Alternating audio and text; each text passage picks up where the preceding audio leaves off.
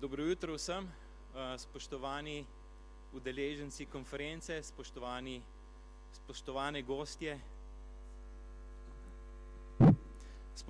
gostje in predstavnice Ministrstva za kmetijstvo, gozdarstvo in prehrano, gospod Cvelbar in Žibert,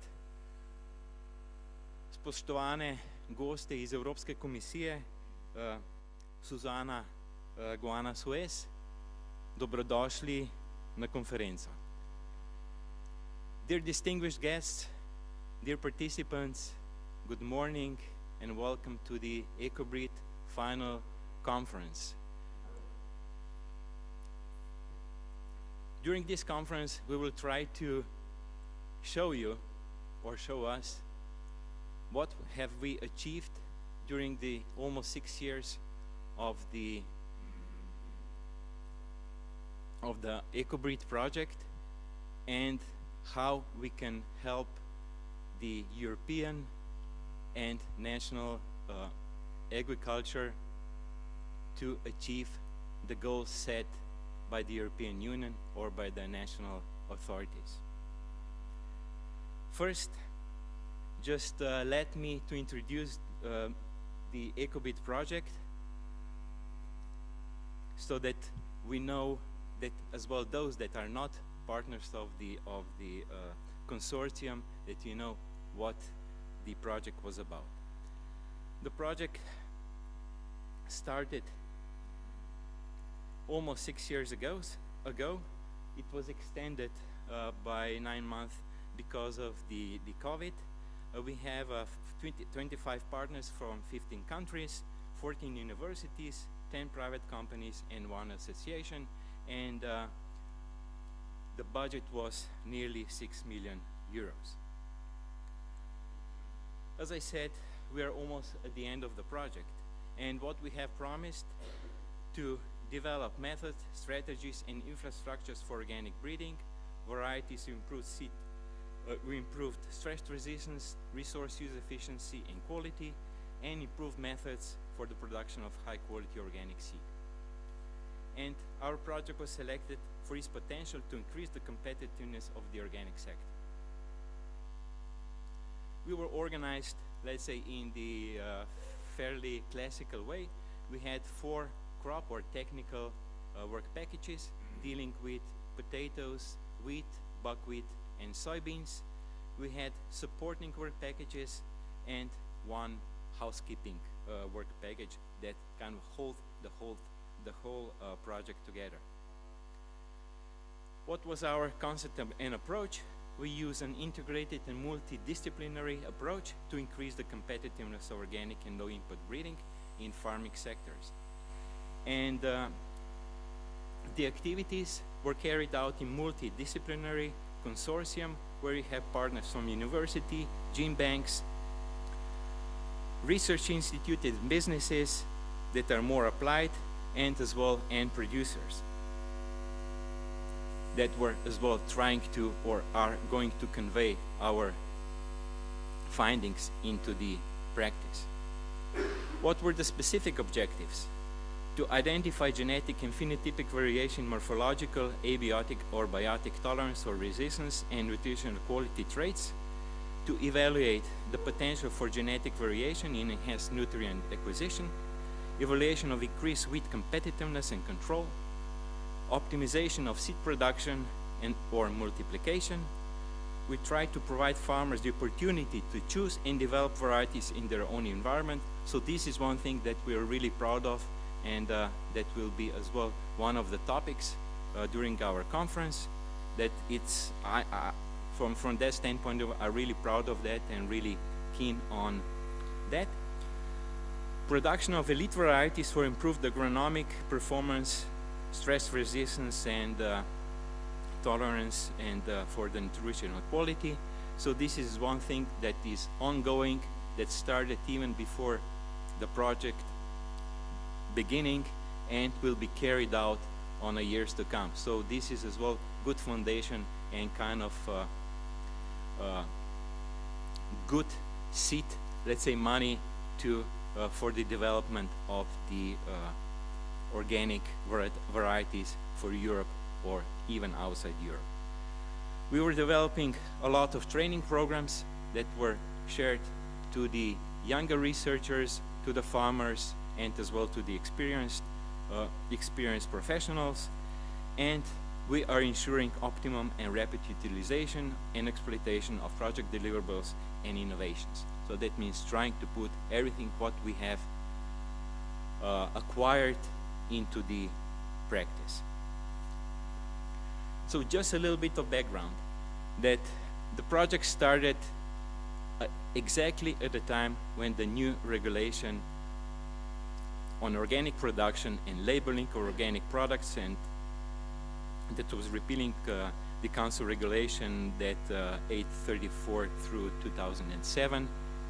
At that time we started the project, and that was as well kind of like a good starting point, that at that time this organic regulation has a major impact on organic farmers, processors, traders, retailers, certifiers, researchers, and consumers, pretty much to the whole society.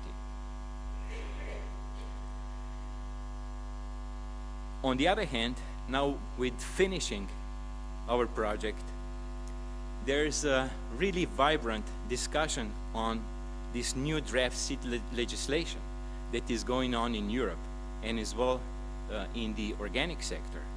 And at the second European Organic Seed Policy Conference that was organized by FIBEL Europe and Life Seeding Project last autumn in Poznan, there was as well quite a good discussion, and it was said that increased supply of organically produced seeds of varieties meeting the organic values and requirements are crucial for the development of organic farming. And this is as well what the ECOBREED project is doing. And it has been said that six-fold increase in the production of organic seeds is needed to reach the EU targets. And one step towards this ambitious goal is the harmonized implementation of the EU organic regulation and development of national roadmaps. Now, Slovenia has adopted an action plan for development of organic agriculture until 2027, and that was published in July of 2022. And here we see the share of the Slovenian farm and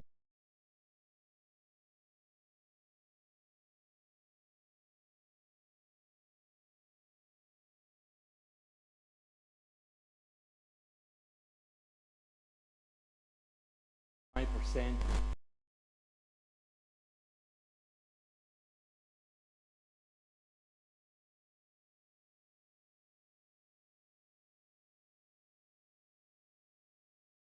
Organic farmland by 2027. So we see it here. And even, and it's by some of the predictions, even 25% might be feasible if the conditions are right to do that. So with our project, we are hoping that we will put a couple of stepping stones as well towards this Slovenian action plan, that we are going to raise the share of the organic farmland in Slovenia. And through the work that we have completed, we're trying to provide increased availability and quality of seeds and varieties suited to the specific conditions of organic and low input farming. We have screened and provided germplasm for use in breeding programs for the improvement of 4 target species that I have mentioned. And we have provided extensive training, demonstration, dissemination, exploitation, and communication activities to facilitate this rapid technology transfer and introduction of innovations from the project into the commercial practice. So there's quite a lot of information that is as well available on different social media and on the project website, so please refer to those. And at the end, I would like to wish you a good conference, to wish you a vibrant discussions, and at the end, I would like that we would show you that ECOBREED project has brought some new things for the European and for the national organic programs, organic production or agriculture programs. So with that, thank you for your attention, and I would like to invite the director of the Agriculture Institute of Slovenia, Professor Andrej Simončič, to give you a couple of the encouraging words.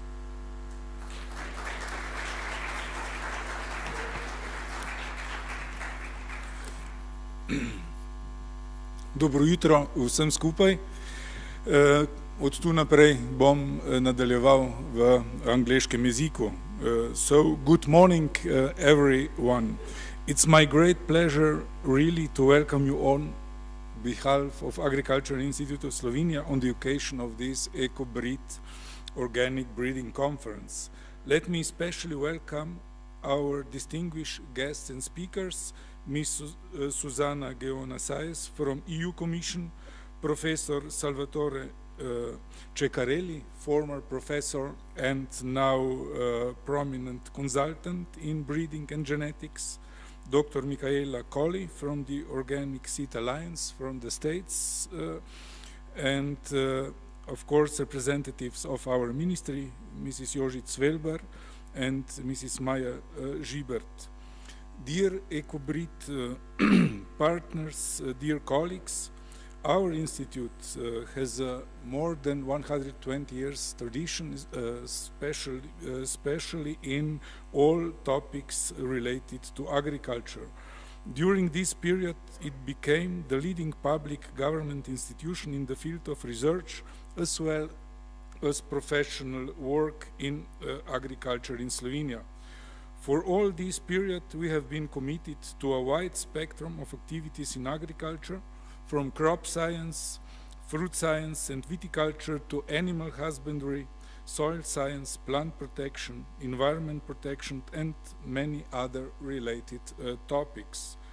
Important part of our core research or business is also a very successful genetics and plant breeding group within the crop research department. The group, led by Dr. Vladimir Meglic, has been outstanding in leading and implementing the ECOBREED projects during the last 6 years.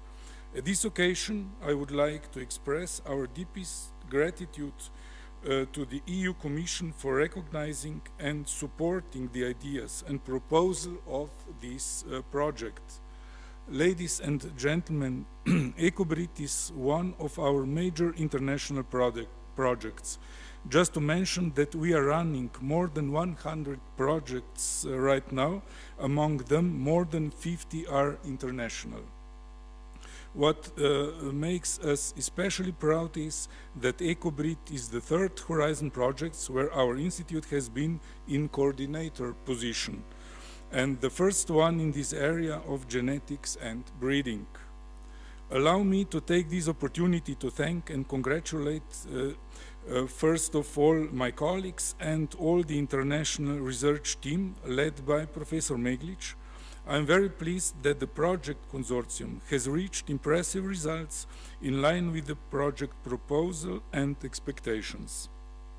I am sure you will highlight all those excellent results got through the projects during this conference as well as afterwards. At the final conference, we would like to present a summary of the project results and give you also the unique opportunity to listen to and meet with top experts and colleagues in this area. Among them, let me just mention few of them, as I have already done: Professor Salvatore Ceccarelli, Dr. Michaela Colli, Dr. Hubert Kempf, Mr. Clemens Mechtler, Mrs. Freya Schäfer, Dr. Michael Schneider, all prominent experts from this area. The results of the projects will for sure contribute to better organic farming, since successful organic farming starts with high-quality seeds or planting material. And this project aims to do just that, to ensure the increased availability and quality of seeds and varieties adapted to special conditions of organic and low input farming. The results of the projects will certainly be important as well for the creation of policies and best practices in the field of organic agriculture in the future. As organic agriculture, as already mentioned, with its positive effects on people and the environment, including climate change mitigation as well as adaptation, is one of the first priorities of the European Common Agricultural Policy. We know that EU is very ambitious and has set very high goals. This is why I'm glad that representatives of the ministry, decision makers, are with us today, for whom the results of our projects, together with other presentations by prominent experts in this field, as well as their reflections, will be of great help in the creation and shaping of this policy. It is worth saying again that for Slovenia, and I'm sure that as well as for other countries involved as well, the topic covered by these projects is of great importance: research, development, and knowledge transfer, everything for the benefit of sustainable organic production. Let me conclude by saying that it was most encouraging to see such a highly qualified professionals collaborating for these 6 years, which means clear sign for sustained interest to future collaboration in this area. That means that there are and will be opportunities for further collaboration to effectively respond to our common challenges. And now, at the very end, I wish you all an enjoyable 3 days of listening and discussing the exciting results of ECOBREED project and topics on organic breeding and organic production. I wish you all a pleasant stay in Slovenia and, of course, safe journey back, and hope to see you soon in Slovenia, again collaborating on some new projects. Thank you very much.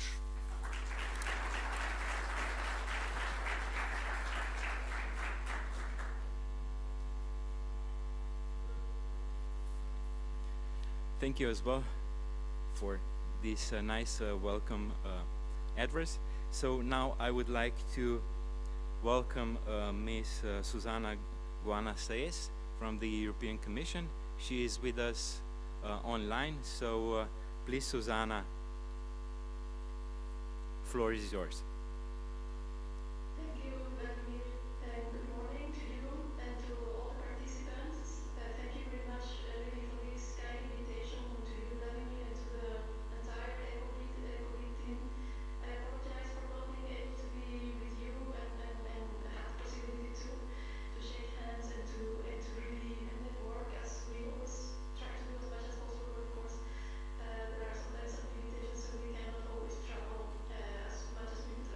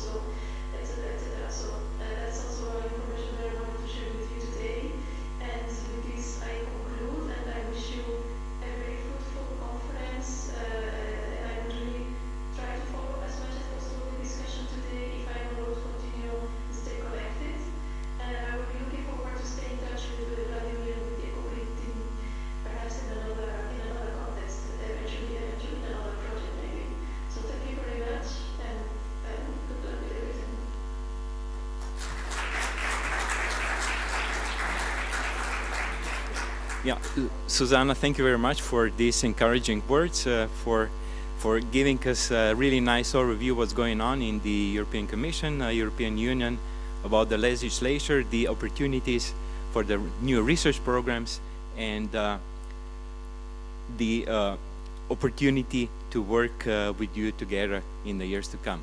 So with that as well, I think we will touch some of the topics that you have mentioned as well during our roundtable a little bit later on. So I really hope that you'll stay with us and that you'll stay connected, and that you can get as well give us some input from your side. Thank you once again. So now I would like to welcome Mr. Joži Cvelbar from the Ministry of Agriculture, Forestry and Food to welcome you and greet you from on behalf of the Ministry of Agriculture. So please, Joži. Thank you. Cenjeni strokovnjaki in raziskovalci, spoštovani vsi udeleženci in udeleženke, veseli me, da vas lahko v imenu Ministrstva za kmetijstvo, gozdarstvo in prehrano pozdravim na zaključni konferenci Horizon projekta ECOBREED.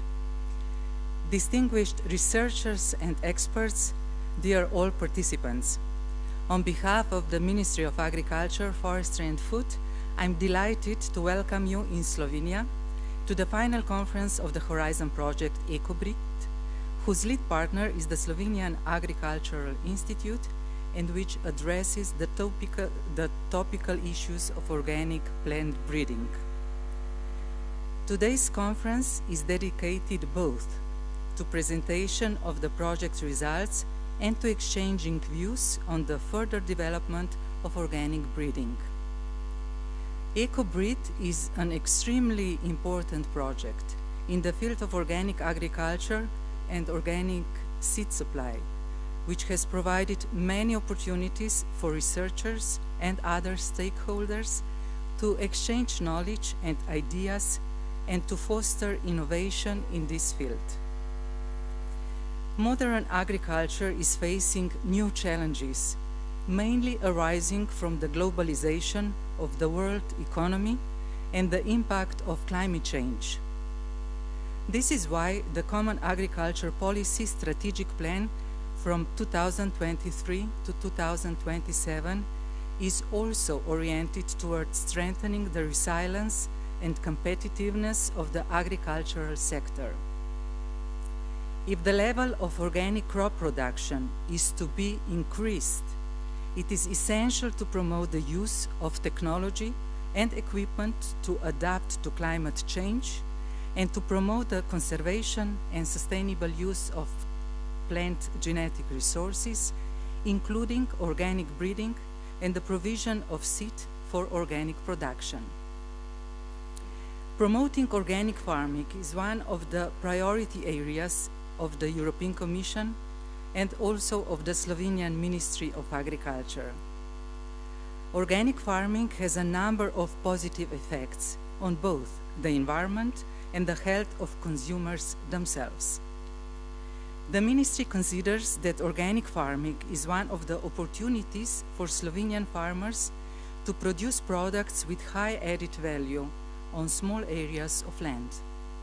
In this way, consumers can obtain high-quality products in a local environment. Within the Slovenian strategic plan of the CAP, a special intervention is intended for organic agriculture.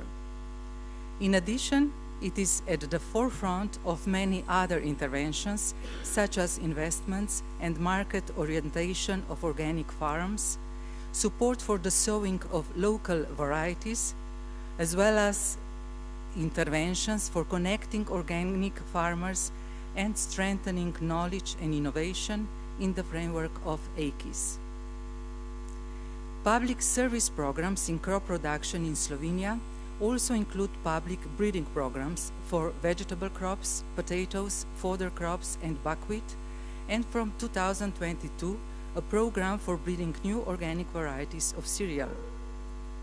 The breeding objectives are to produce varieties that are fertile and resistant, adaptable to changing environmental conditions, and to the Slovenian growing conditions. The development of new varieties for the needs of organic crop production and a sustainable future for agriculture is our common goal.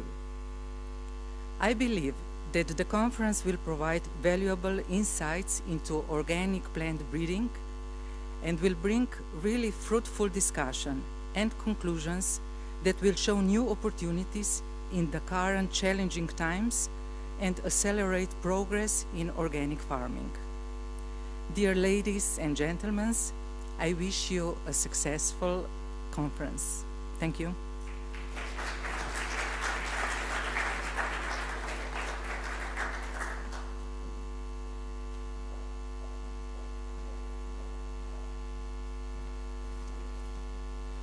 Ms. Wilber, thank you very much for these encouraging words, and actually this was already a nice introduction into the first session, and the first session is on the organic landscape and policy changes. So we have two presenters that are going to actually set the stage as well for our conference, and that's Freya Schäfer from Fibel, Germany, and Werner Foucault from Naturland, as well from Germany. So I would invite Freya to the stage and to give us presentation on the fostering organic seed production and use.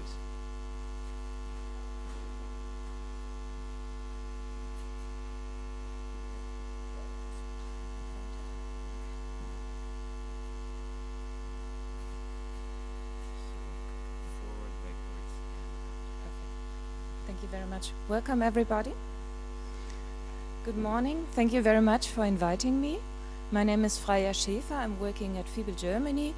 I'm the work package leader of the policy work package within live seeding. This is the continuation of the live seed project.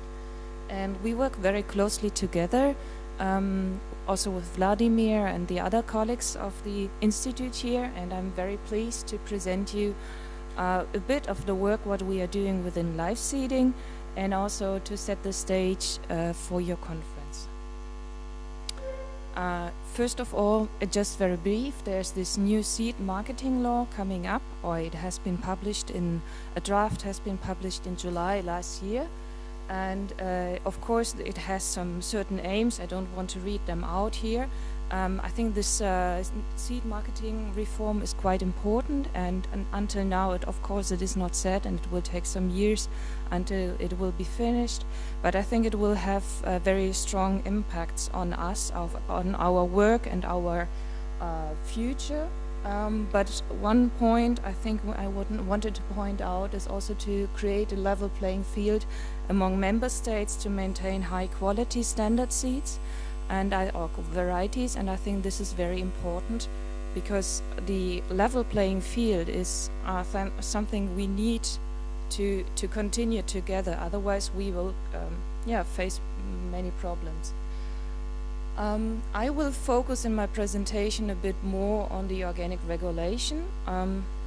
In 2017, I did this nice drawing of this lady on the market selling organic products, including the seed, so 100% organic.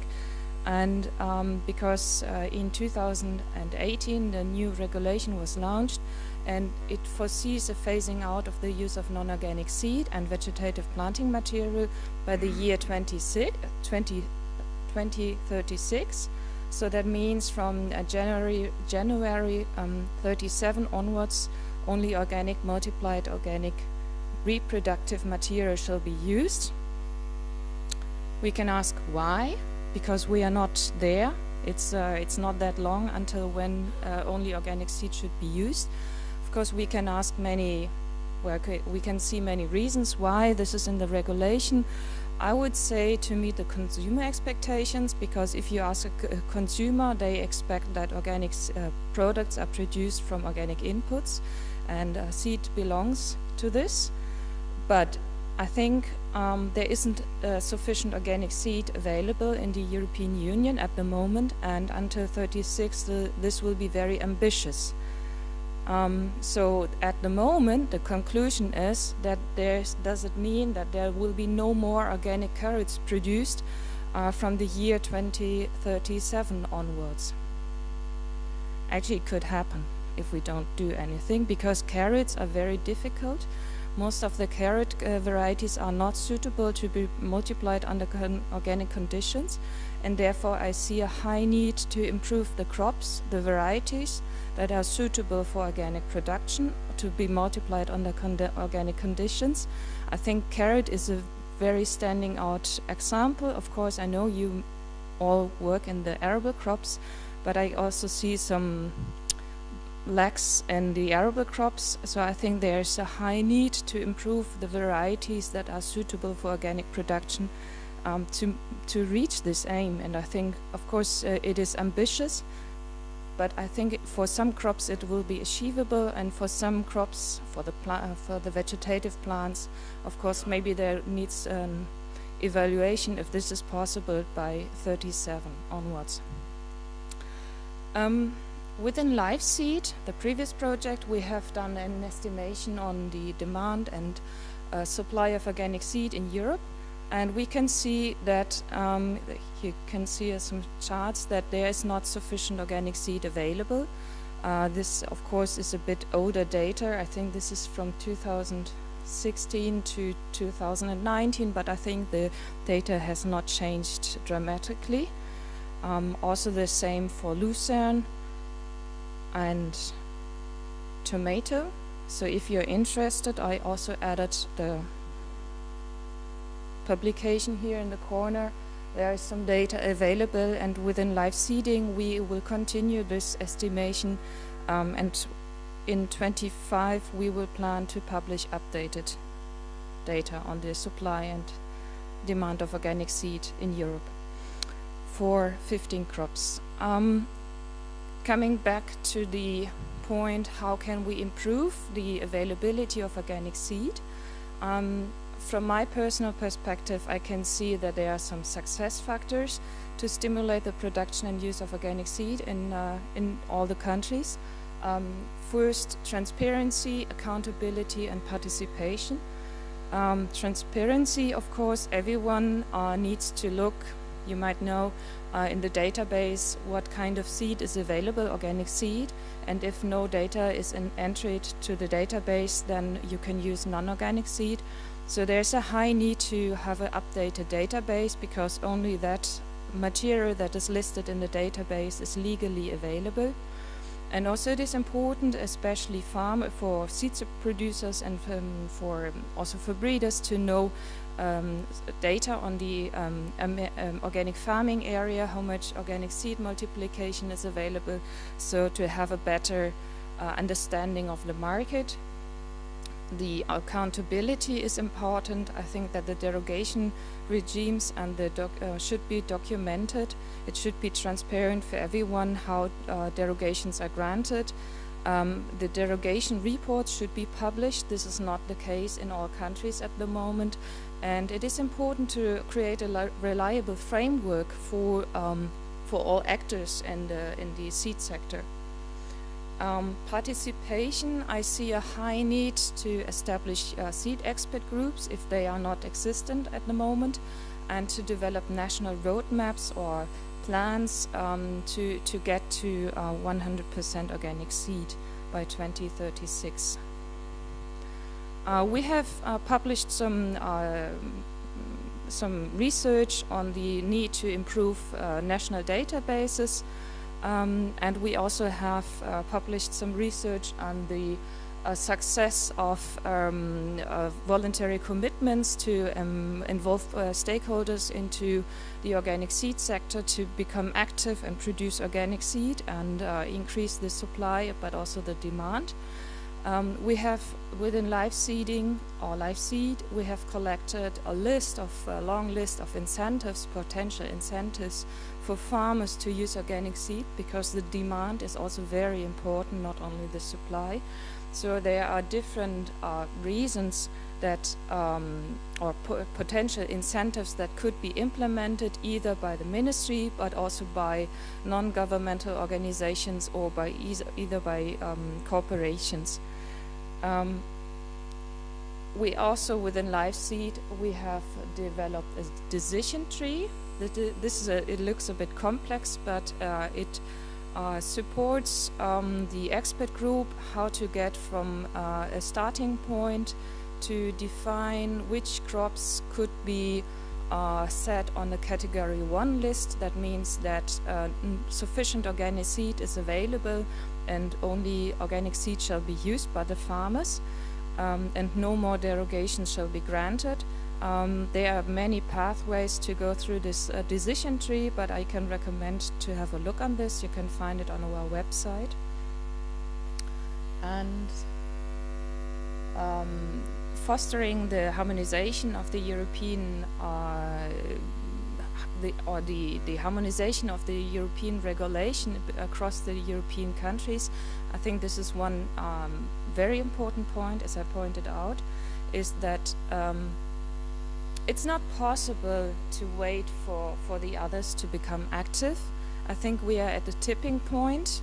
We often talk about tipping points in climate change. I think we are at a tipping point to become active for to have a better approach in organic farming, to have a harmonized approach, to have a better level playing field across the different countries, and therefore I see a high need to have an active participation. And the projects, and I'm sorry I did not list here, ECOBREED, InnoBreed and Bressov are the projects that support these activities, and national seed expert groups and national projects should be conducted in each country. I would just briefly present you one short example of our attempt to improve the harmonization between the different countries. This is a database. It's called, it's a European router database, we say. This is a back-end database for the different seed supplier, because the main problem is that in the national regulation it is stated that it is foreseen that farmers should look for organic seed available on its territory, but if you live in a small country like here, or if you live close to a border in a larger country, the supply might not be that relevant that it is just within your country, but just also across the border could also be valid for you. And also the distribution of varieties is often not ending at the border. So a variety might be suitable in your country, but also in the neighboring country. And therefore, of course, it is more easy to look at the local market, but the attempt of this router database is to reduce the bureaucracy and the language barriers for seed suppliers to enter their seed availability of organic seed into all national databases. And so they don't have to maintain 29 databases. And in fact, it is the same that you have a national database, but there's also this possibility of a European routed back-end database. Seed supplier can enter their seed supply. National authorities have an access. Have access to this database. It's free of charge for everyone. To revise the entries of other seed suppliers, and if the seed is fitting the legal obligations and it is suitable for their country, then national authorities can accept this input and adapt it to their national database. We have implemented this database in 2021. And no, it was earlier actually, in 2020, and until now several hundred of seed suppliers are using this database, and 10 countries work with an automated programming interface. So the data is automatically transferred to their national database. Then there's another point. Some time left? Do you have some time left? No? I don't. Yeah. About the national roadmaps. Why do we need the national roadmaps? It is, of course, it is obvious that each country is individual, and it has certain cropping systems. The climate conditions are different, even though the varieties are to some extent suitable also in other countries, but each country is different, and therefore it is important to have a certain plan for each country. What could a national roadmap support? Of course, it could increase the transparency, improve national databases, implement national organic cultivar trials, boosting organic plant breeding activities, support a holistic seed health strategy, or upscaling organic seed production in a country. And how could it be implemented? National action plans, as we have seen here in Slovenia, national projects, and national seed expert groups are also very active in this. I would just briefly show you one short example of my country. We have started a national project in September last year. It will last for 3 years. I will lead this project. I'm leading this project, and the aim is to develop national roadmaps to improve the supply and demand of organic seed by 2036. And we have a bit special situation because we have quite medium money for the coordination, but the highest amount of money of the project, it's a national fund, will go to the national experts, because we want to invite several hundreds experts to evaluate each crop one by one, to see where do we stay, what is the supply, what is the demand, what are the bottlenecks. Of course, this is it's a large piece of work, but we are very encouraged that we will go forward with this, and to come to the point that we will be able to deliver policy recommendations to the Ministry of Agriculture to support organic seed production. And of course, we are not alone, so we have also like a work package to have the international cooperation to see what other countries are doing and how we can cooperate and improve also the situation in other countries. So to conclude, how to become active to promote organic seed production and use. It is very important. I think you do a very outstanding work, and I think the improvement of the varieties is it's a crucial part. But I think also that you contact your national seed expert group and brainstorm forward what could be work or what should be done in your country. I think this is an important step. You could also start networking with other willing people to improve the availability of organic seed in your country. You could browse, because I do a bit advertising, our website, because we have focused very much on this, because I think there are many good examples within the different European countries of approaches how to improve the availability. So therefore we have collected them on our websites. There's a long list of information, and also you can consult us, of course, if you want to have potential participation to see what could be done in your country.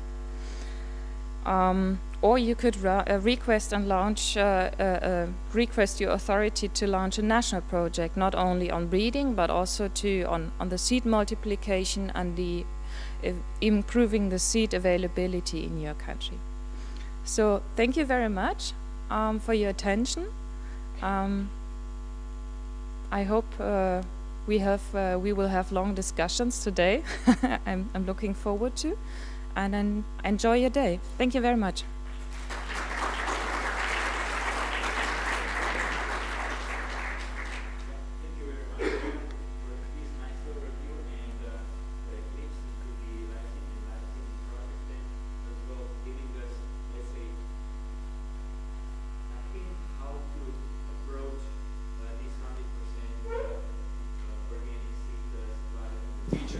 So I would open the discussion if there's anyone that would like to ask Freya a question. I believe that as well through the live seeding there was a connection established with the Ministry of Agriculture in Slovenia, that you started a discussion and seeing how live seeding could help as well the national authorities to come to that, let's say, goal as well in Slovenia to the, let's say, 18 or 25% of the share of the agriculture land in 2027 or 2035. So any comments from the ministry or questions or from the audience?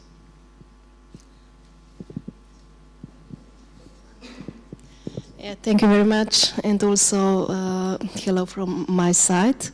So yes, on the ministry we have a working group for organic farming, and we also have a council for organic farming, where we working or talking about different topics in organic farming, and one of these is also organic seed. So we are doing on this, but in Slovenia is the main problem that we don't have a lot of producers of organic seed, and there is not a lot of organic seed on the market. So this is the main problem also in Europe and also in the world.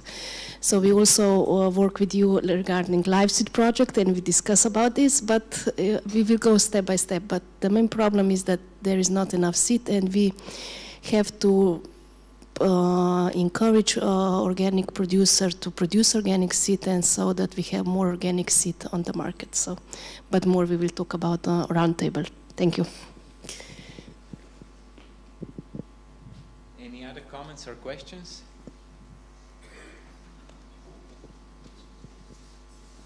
Thank you. My name is Mohamed Naji. I'm a researcher at KIS. My question will be about, you have said that carrot is hard to be cultivated under organic farming. Any explanation about this, let's say, specification or specificity of carrot? Because you have said that other, as I know, other crops can be easily cultivated in the organic condition, but for carrots, do you have any explanation for this specificity? Thank you.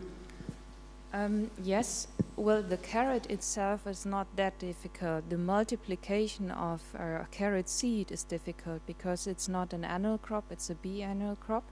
And you have diseases or pests that harm the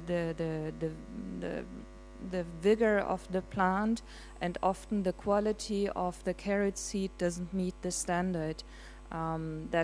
This is the main problem. You have alternaria, or you have some pests, and the quality afterwards is not that good. And the main point is that the varieties that are used in organic have been bred under conventional conditions. So they are multiplied under under conventional conditions, and they normally are multiplied with pesticides and fungicides. But if you don't produce them with pesticides and fungicides, you don't get a good harvest out of the seed harvest out of this product. And therefore, the question is, do we find a new variety that is more suitable and more robust in the multiplication stage, so you don't need all the pesticides and fungicides in the multiplication? And we have the same problem also in the grape wines, because the storage during the winter is very difficult, and also for apples or for vegetative planting material, it is quite difficult, yeah.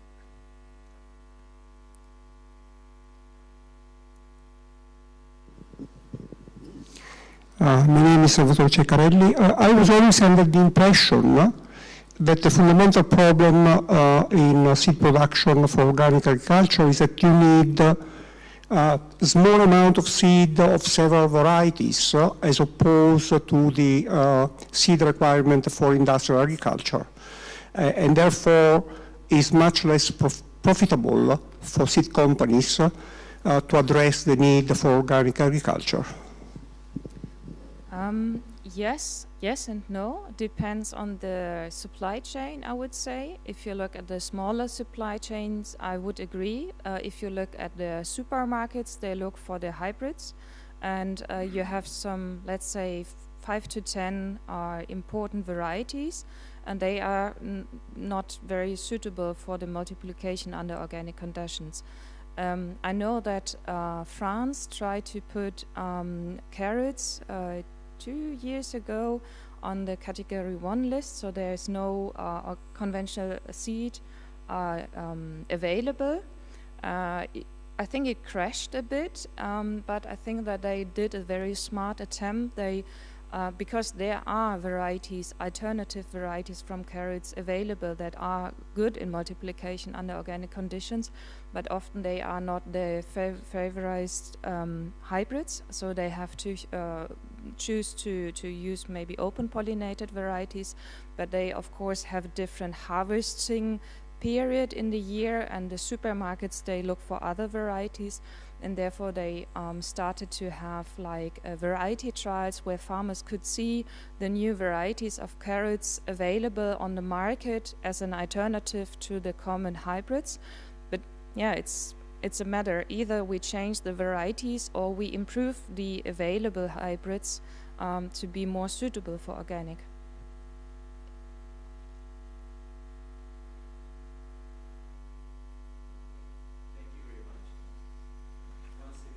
Yes. And well, we will discuss even a little bit later.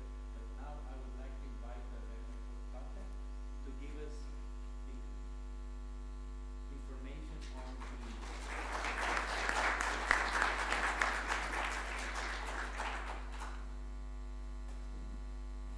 us the information on what ECOBREED could or is contributing to the EU organic policy.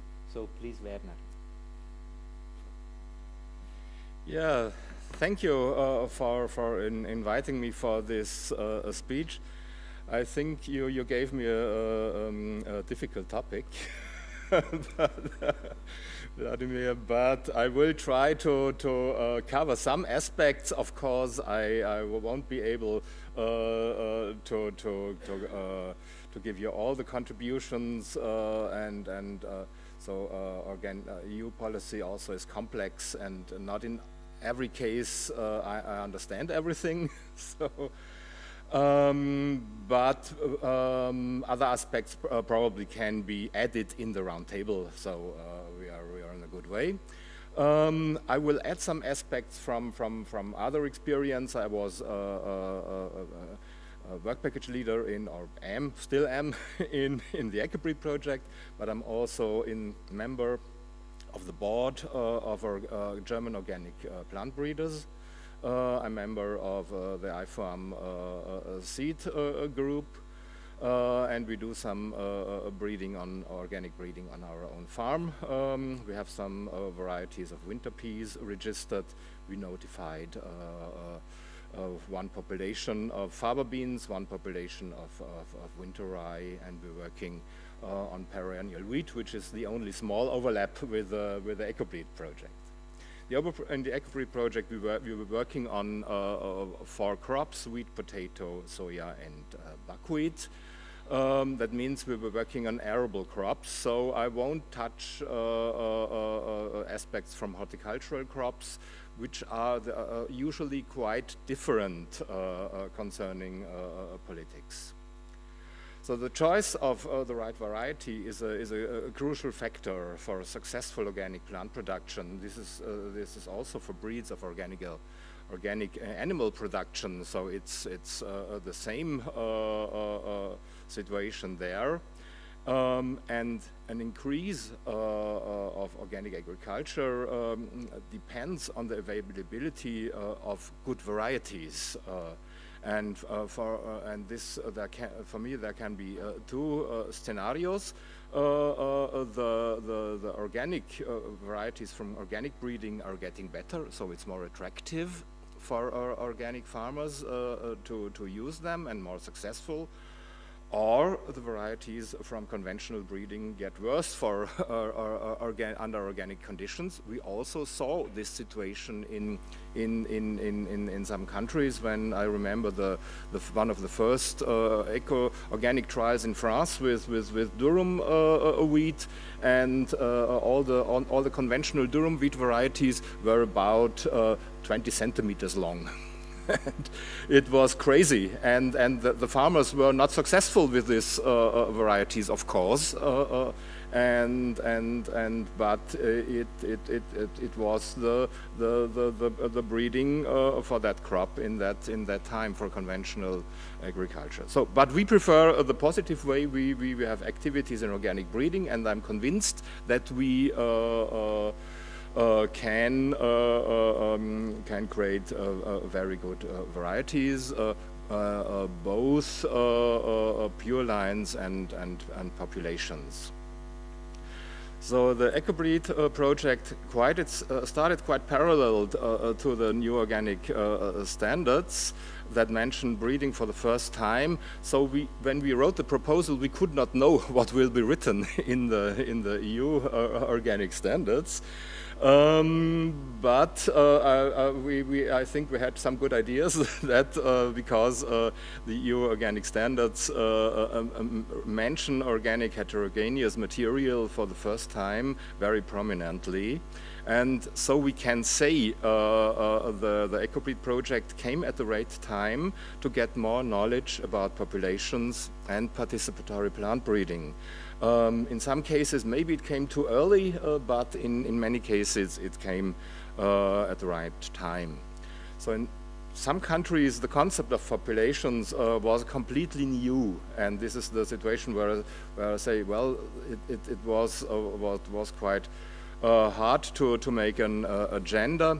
So many farmers in these countries, our colleagues told us from the ECOBREED Consortium, were not even able to clean their seeds because there is no capacity for cleaning seeds available there. And this is, of course, a contradiction to the concept of populations, where you want to grow the populations for several or many years at your farm, and do not buy seeds, new seeds every year. But this infrastructure for especially smaller farms seems to improve, but it improves slowly. But there are some bottlenecks in some countries. So our project showed that populations are not better than pure line varieties automatically. Only by being populations, there are not better.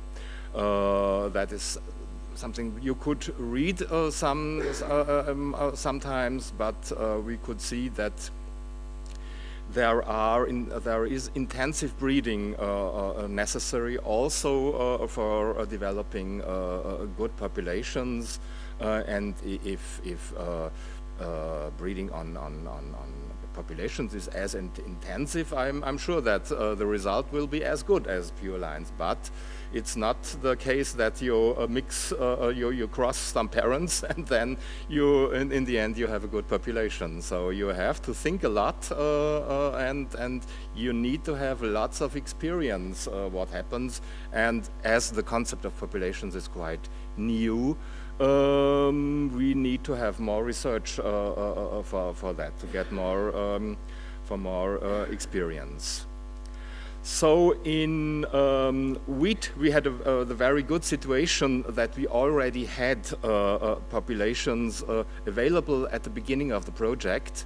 The Wakelands populations from UK, we worked with Leo Charles population from Germany, and the MV Elite from Hungary. Several others were developed during the project, but that enabled us to have results from 3 or 4 years on these populations, and gives us very important information that we also will see later in our conference. CCPs of soya and buckwheat had to be developed during the project and could be tested for the first time. So, of course, that in some cases 2023 was the first year, because you have to multiply and have enough seeds when you start an activity during the project. But we were happy to have the year 2023 that enabled us to have more results on CCPs of soya and buckwheat on more locations. Potatoes, we decided for another concept because potato is propagated by clones. Here we had the participatory approach of evaluation of advanced breeding lines on the farms together by the farmers and the researchers. So an approach that's already known from the Netherlands. So we are not invented that. That was not new, but of course new in these countries, and think we can show some quite good results, and some varieties already being in the registration process. So the ECOBREED project gave the opportunity both for farmers and researchers and breeders to get in touch with populations for the first time for many crops. And it also gave, in many cases, the farmers and researchers to get in touch for the first time. That was also a new situation. So we could develop new cooperations and networks in most of our countries, and I think this is necessary for the future development of organic farming. So Freya also just mentioned the seed experts groups. So this is a little bit similar, that we have created networks that's not so much based on seeds, more on breeding, that work in this field. But it is necessary to have communication to be successful. And we saw that, at least our researchers told us that this participatory plant breeding approach is successful for evaluation of early and advanced breeding lines. So we could, I think this is probably one topic directly for the EU organic policy. We could reach many partners who were not in the center of organic plant breeding activities before. Often we had projects from France, Netherlands, Germany, maybe Denmark, but we could cover many countries and reached many researchers and farmers were not so much involved in organic plant breeding before. So the partners learned from each other and also on international level, but we were not able to cover the whole countries in large countries. In Italy we were more concentrated in the center, in Romania in the east, in Germany more in the south, because soya is grown in the south. So with our approach of this intensive farmers participatory trials, that was not possible in another way. So I already mentioned the question of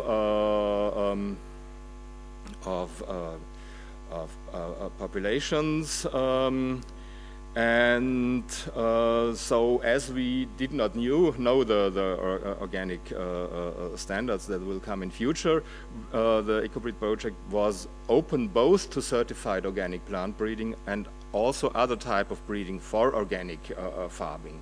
And we also mentioned that we are also open for low input systems, and this is good because all the breeding activities in the countries are in a different stage.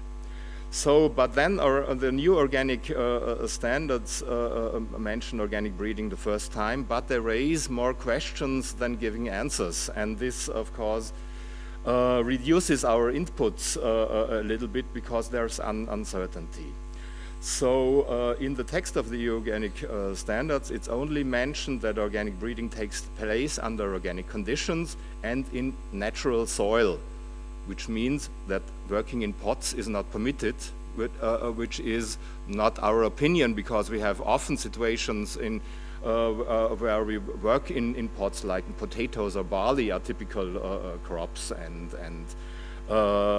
but this is mentioned there clearly, and I think this is a problem, and we also talked with competent authorities about that, and they and said, we see a problem here, and they answered us, yes, you're right, here is a problem, at least the authorities I was talking with, but they gave us the signals to give compromises, that the one generation that was in pots is not certified organic, but the next generation then can be certified. So there are compromises seem to be possible, but that can be different from member state to member state. That's of course a problem. And it seems to be still unclear when when organic breeding starts, when the starting point. In my opinion, it starts with crossing. So that would be my logic approach, but there are also other opinions in other member states, and well, if there is another definition, I can live with this. That's not the most important point, but I also would say that there's a limit. That only multiplying a variety 3 years, for example, under organic conditions is not organic breeding, in my opinion. So there's I think there's also a limit, because pure multiplication is not breeding and selection. So there are discussions about the new laws, new seed laws. Freya also mentioned that's. I only want to touch this very shortly, because there are still some uncertainties for the breeders that have to be solved. There seems to be the tendency of harmonization of laws between seed laws and organic standards. That's of course good if different laws are harmonized. But also new questions came up in these proposals. For example, that some standards for organic farming should be defined in the organic standards and not in the seed standards. That can cause conflicts. So there was in one of the proposals the deletion of some cross-pollinating crops as rye and fava beans from EHM category. But I would say, well, cross-pollinating crops as populations do make more sense than self-pollinating crops. So we will see what comes out in that aspect, and there were some more derogations for breeding techniques for heterogeneous material were mentioned.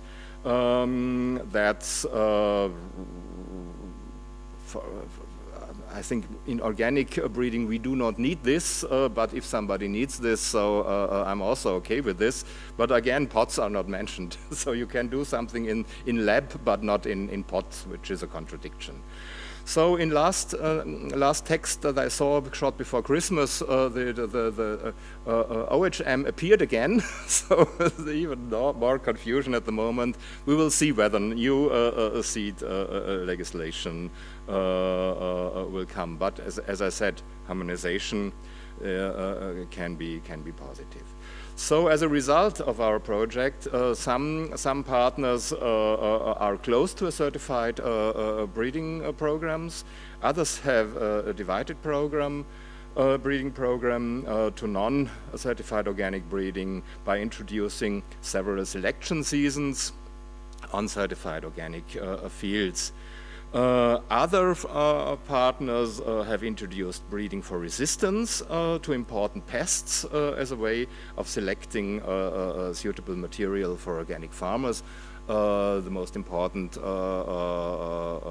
example are viruses in potatoes, which seem to be much more important in East and Southeast of Europe than in Northern Europe. So then the other word that is mentioned in the EU standards, new EU standards, are the organic varieties. And also this word creates more questions than answers up to now. The only thing that is mentioned is that they are more heterogeneous, and I would say the most important criteria for an organic variety should be the process of organic breeding, and also the competent authorities I talked with agreed with that, but it's not really well visible in the text. And in arable crops, both conventional and organic breeders want to have variety protection. This is an important criteria for them, and there's a possible conflict with being less heterogeneous. If you reduce the criteria in the US, then probably that's there are some interpretations in that direction. If you reduce the criteria in the US, you cannot get variety protection anymore. And this is not possible. This is not an option for the breeders. In arable crops, there is a different situation in horticultural crops, but in arable crops, variety protection is important. So also the organic breeders did not have problems with the DOS criteria in most crops. In the past, there were also these problems more appeared in horticultural crops. I remember the example from zucchinis, where pure line varieties were compared with hybrids, and then were rejected because of being less homogeneous. That was to be expected before. You cannot compare a pure line non-hybrid with a hybrid. So but I think the competent authorities have seen these problems, and this should be solved. So, and again, potato colleagues told us that for them the high level of resistance is very important for their organic varieties. So it's not only the DOS that has to be mentioned here, but also the VCU testing that is even more important in that field. So the ECOBREED project also focused on organic seed multiplication, but not in only some aspects, but by the effect of cover crops and potatoes and soybeans and the seed quality. So the outcomes of the ECOBREED project support the availability of organic seeds indirectly. I'm sure that the varieties that are adapted to organic condition will be multiplied under organic conditions because they are sure that there is an automatism. So improving the organic production systems make organic farming more attractive, and in this aspect the ECOBREED project also could contribute by working on cover crops that improve carbon level in soil. You know, the discussion about carbon farming and all these things that are covered by this soil quality. That also gives you indirectly higher yields. We worked on seed inoculation, which also should give you higher yields and higher protein contents. We worked on seed treatments, which gave us higher yields in some regions, like UK, in other regions not, in Austria, but that's something we already knew before, but could test with some more interesting treatments. And we were working on seed quality, which is also important, and we touched the aspect of common bund several times to being able to show farmers and tell farmers how important a strategy against common bund is on their farms. So I also told you about 4 crops, so some crop-specific aspects of our contributions. Wheat is a crop that is grown on maybe all or very large amount of organic arable farms. We had different genetics from medium late in the north to early in the south and east, and we had to see, of course, there are many activities in organic wheat breeding in the meantime. I would say too many. I would prefer to have more activities also in rye, barley, oats, or spelt and other crops there. I would prefer to have it more balanced. But we got, of course, here more knowledge on common bund. We got good information about resistance status of many varieties that are, as a consequence of the ECOBREED project, are now grown on some farms. And this also, of course, gives them better acceptance for organic seeds if you're able to have good quality. So potato is also an important crop. The ECOBREED project developed varieties with resistance to late blight and virus, varieties that are especially adapted to the environmental stresses of Eastern and Southeastern Europe. That's important because we saw in some cases there is still the automatism that an organic farmer grows the varieties that his conventional neighbors grows. That's still can happen, but with the availability of good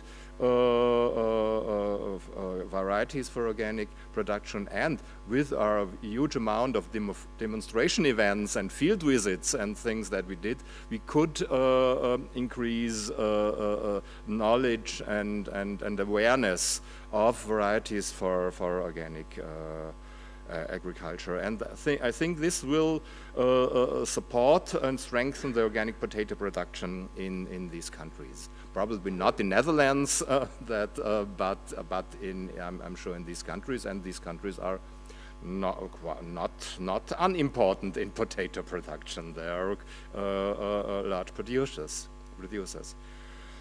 So in soybeans we had the problem that they are characterized by different maturity groups in the different countries, and there are some breeding traits like wheat competitiveness could be integrated for developing better varieties for organic farmers, and already one variety is the NS ECOB is in registration process, but these activities cannot cover all maturity groups.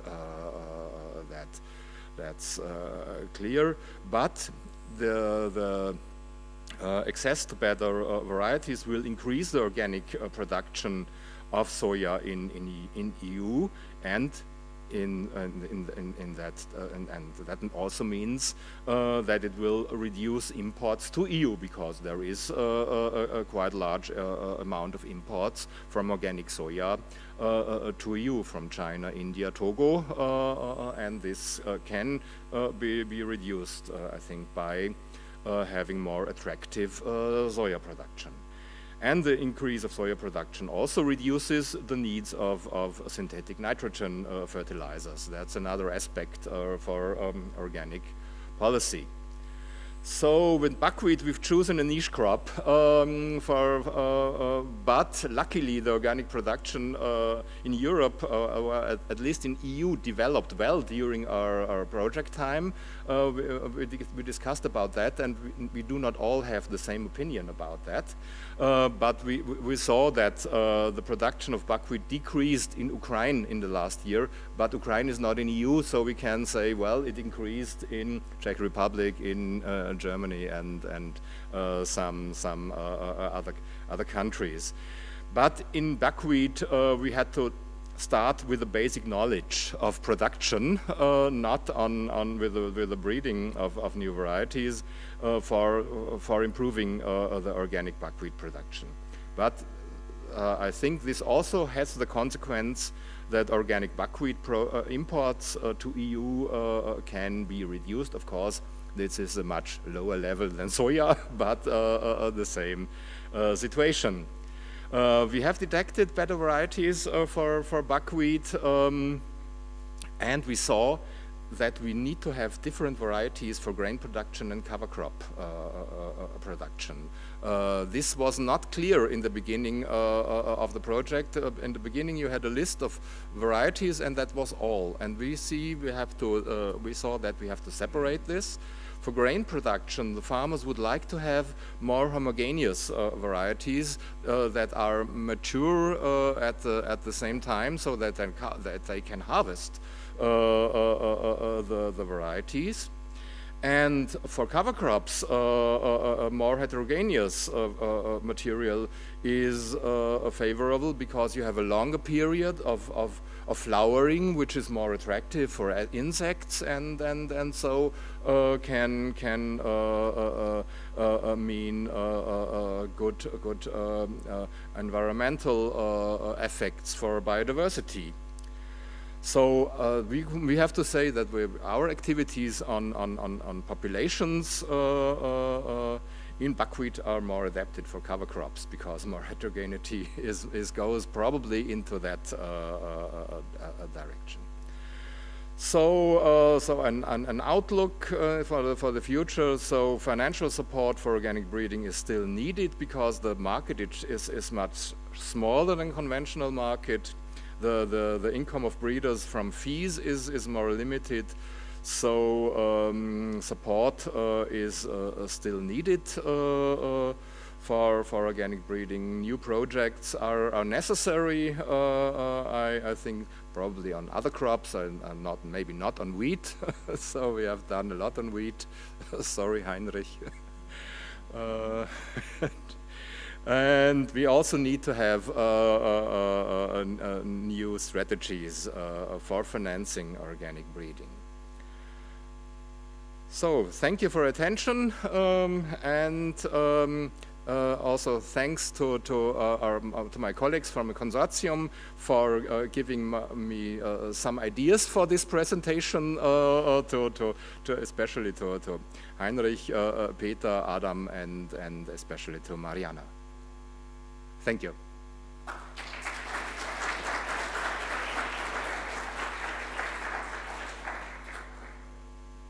you very much for giving us a nice overview, and yeah, you're the right person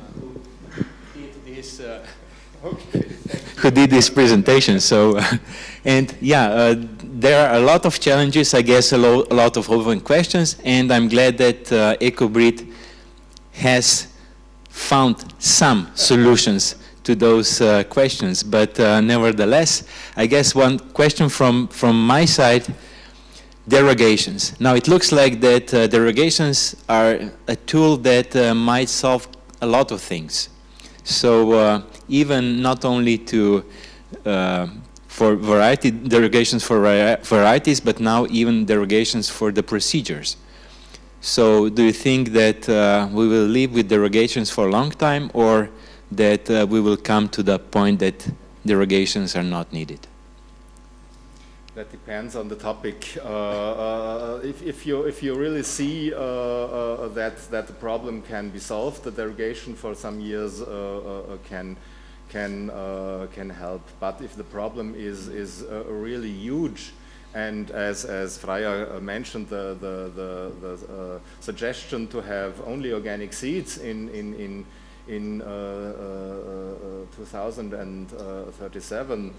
So I expect there will be then some derogations for some crops, because I do not see how this could be solved. For example, organic multiplication of white clover. I still do not have an idea how it could work very well. But we can use the time, as you heard from Freya, with projects like live seeding, to trying to gain the goal as much as possible. Any other questions from audience, please?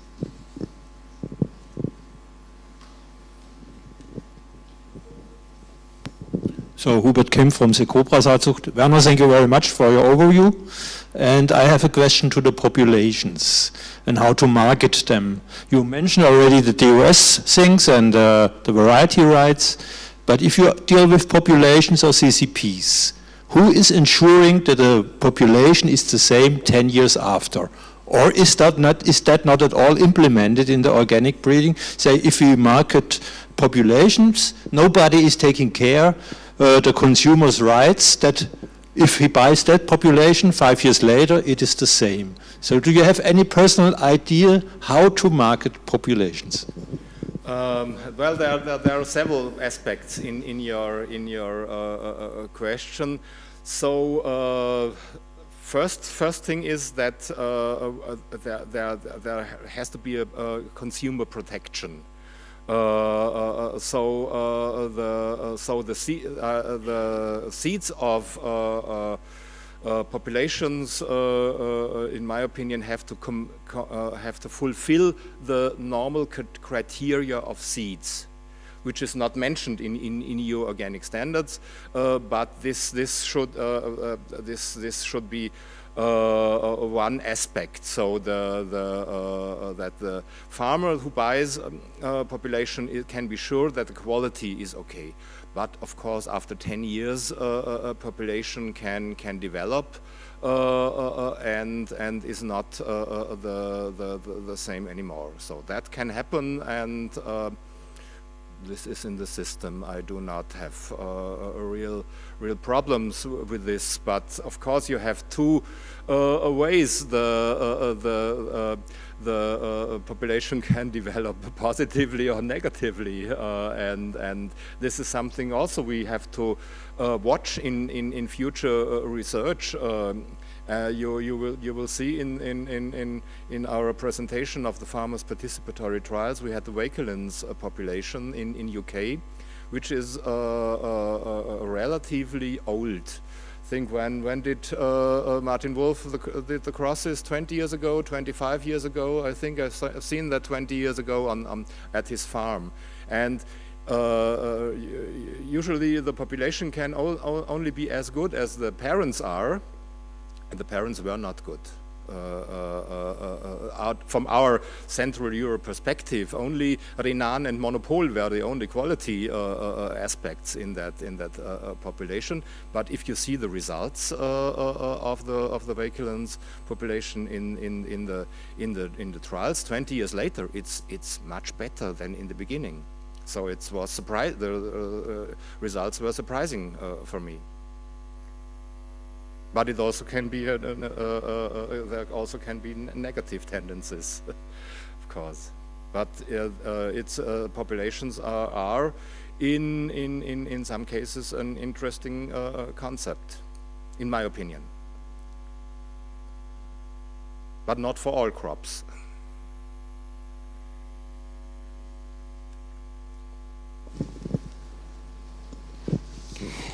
Yeah, well, your presentation was very interesting. I had a couple of comments, but after your question, I would like to add that we have experience with populations of bread wheat in Italy for the last 14 years. And it's very interesting that the population is changing phenotypically depending on where it's grown, but depending on the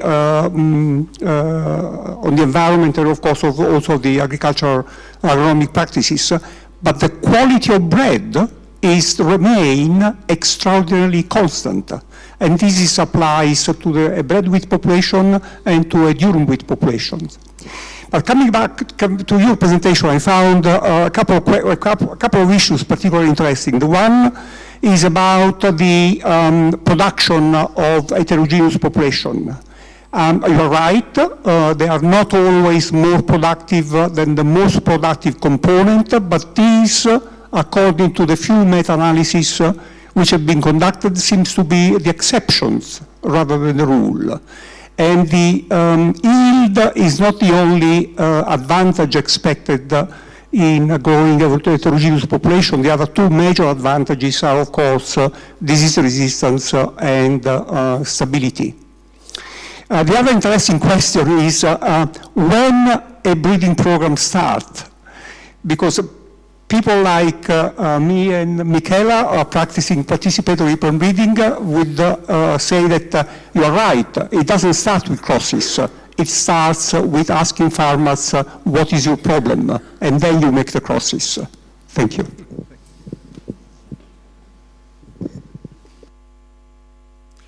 Yeah, well, I only can add, I will make a presentation about stability in the ECOBREED projects, and stability was lower than we expected, but that's also can depend on the region and on the population. That can be, of course, very, very different. And you also can have tendency that the parts of the population with a higher yield get more competitive in some cases, which is also not a problem. But if you know that.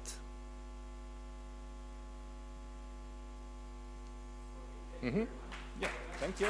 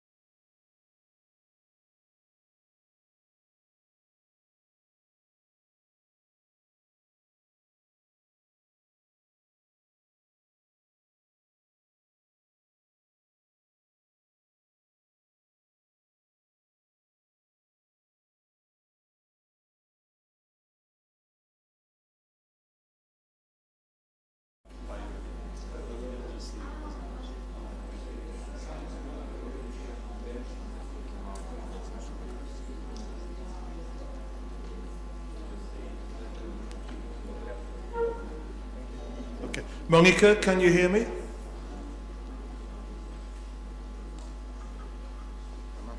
Not yet. Okay, we'll start what is the next session for this conference, which is a roundtable discussion on organic breeding varieties. We have a distinguished panel of 5 members here in front of us. We will also have Monica Mesmer, who is going to join us online. So I'd like to start this by going along the group. I think if each one can give, Freya's already done a presentation, and you were talking about live seeding, but if you could give us a bit of an introduction of what we do. Sorry.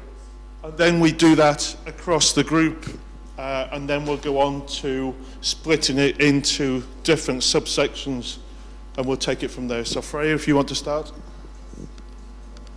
It just needs to be. Okay, perfect. Yeah, thank you. My name is Freya. I'm working at Fiebel since 2011, so almost 13 years now. Since the first day, I'm working together with Monica, actually. The first task I did was translating the breeding dossier of organic breeding and the techniques allowed or not allowed from German to English. And I have been the administrator of the National Seed Database for several years, and since, I don't know, 6-7 years I'm working on this organic seed issue a bit more, and also on financing organic breeding activities in Germany. We had a project where we tried to support organic breeders to get more public funding for their breeding activities. We have also published some research on this. I have also, I studied horticulture. I have also a very diverse background. I have also done a bit different projects. For instance, we established sustainable agriculture in North Korea. I've been several times to North Korea, so it's a very interesting part of the world, I would say. Yeah, so I would say a more generalist. Of course, I'm working on the policy part within live seed and live seeding, but I'm always open to hear new information and new views and perspectives, and yeah, I think this is my obsession, yeah. Okay, thank you. Michaela, do you want to? Sure. Nice to meet you all. I'm Michaela Colley. I'm here from Organic Seed Alliance in the United States. We're an NGO organization that works on research, education, and policy related to organic seed. So on our advocacy side, we similarly to as Freya, we advocate for funding for organic plant breeding at the federal level in the US, and also work to address the risks of contamination and risks to organic integrity from GE, and also addressing the impacts of consolidation in the seed industry. So it's kind of our policy platform. And on the research side, we collaborate with public plant breeders, seed companies, and farmers to breed for organic agriculture with an emphasis on farmer participatory methods. We also host an international now, national, but now international, because we have many European counterparts that attend our Organic Seed Growers Conference, and our next event will be this time next year, so we hope to see you all on the other side. I would say the perspective I bring is a little bit through a different lens, because we have a very different regulatory system. We don't have the formal registry system, and so when you talk about organic heterogeneous material, this is very normal in the US. Because it's allowable to grow and sell whatever seed you have, as long as it's not patented or restricted. And also in the US, unfortunately, without the regulatory system that you have, we don't have good tracking for derogation. So our organization, every 5 years, we do a national survey of organic producers related to their seed usage, and put out a report of the state of organic seed. So as an NGO, we're the only institute that's actually tracking that change in usage over time. So my name is Hubert Kempf. I'm wondering a little bit why I'm sitting here, because I'm a conventional breeder now for more than 33 years already, and I'm coming from a small breeding company from Germany. But my interest also was, and you can see the details in my talk today afternoon, was always in doing or breeding varieties for the organic agriculture. And there I'm working now for more than 25 years in this direction as well. And yeah, we are a little bit in the conflict between normal breeding and 100% certified breeding, but I think we can discuss it today afternoon. So thank you very much. Hi, my name is Anna Pearce. I work for Smales Organic Seeds in the UK.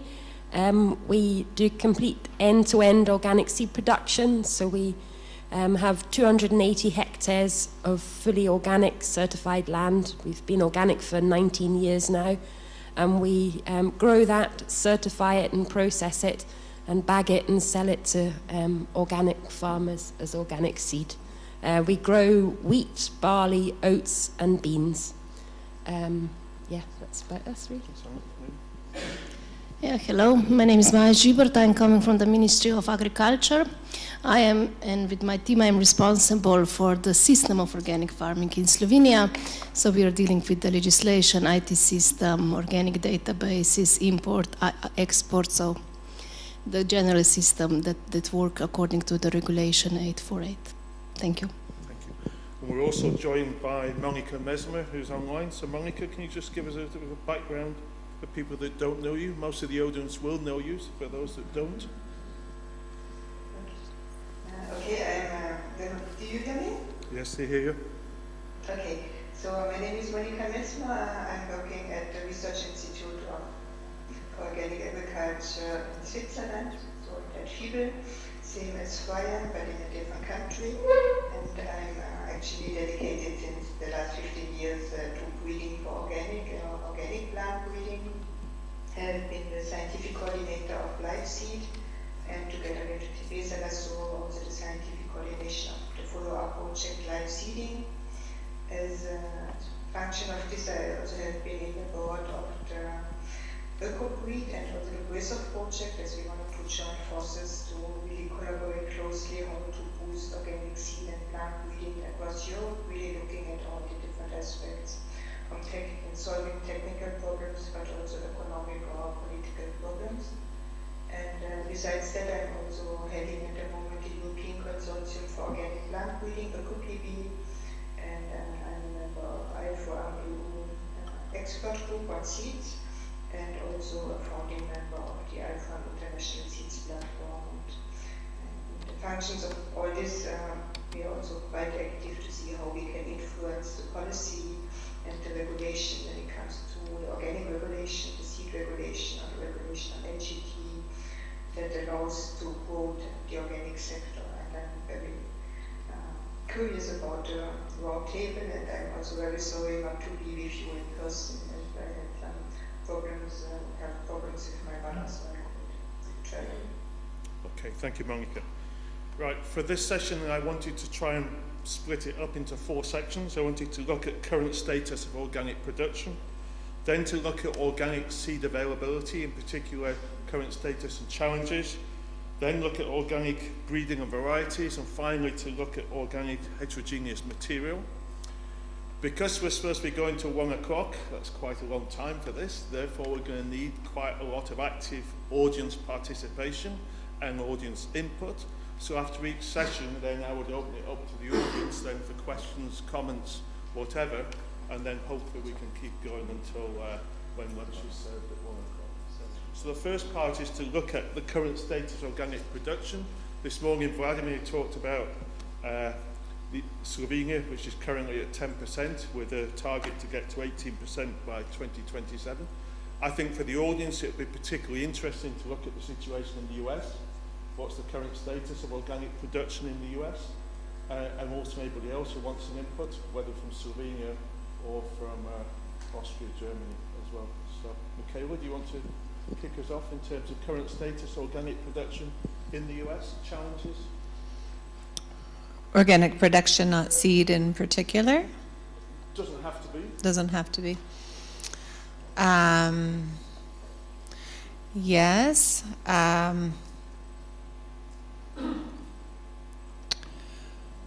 Well, we have, still less than 20% organic in the U.S. across, but it really differs by crop. We have had genetic engineering and GMOs allowed in production in the U.S. for a very long time.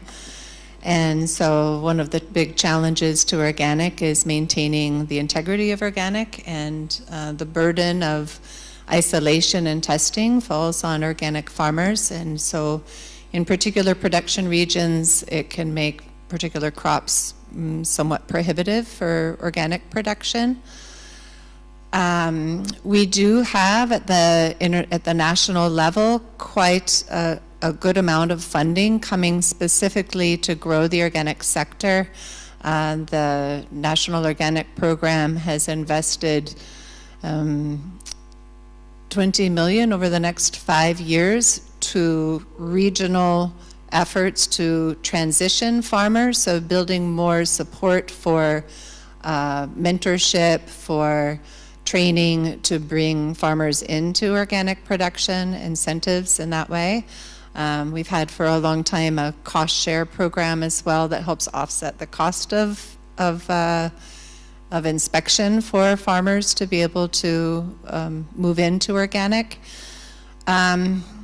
I would also say that we have a very strong back to the land social cultural movement that is reuniting farmers that have been historically underserved by public programs to re-enter agriculture, and many of these communities have a high level of distrust from the federal government, and so a tendency to see organic as a regulatory certified system is for many farmers that are working within a regional market and a local market, and there's a tendency to not want to certify.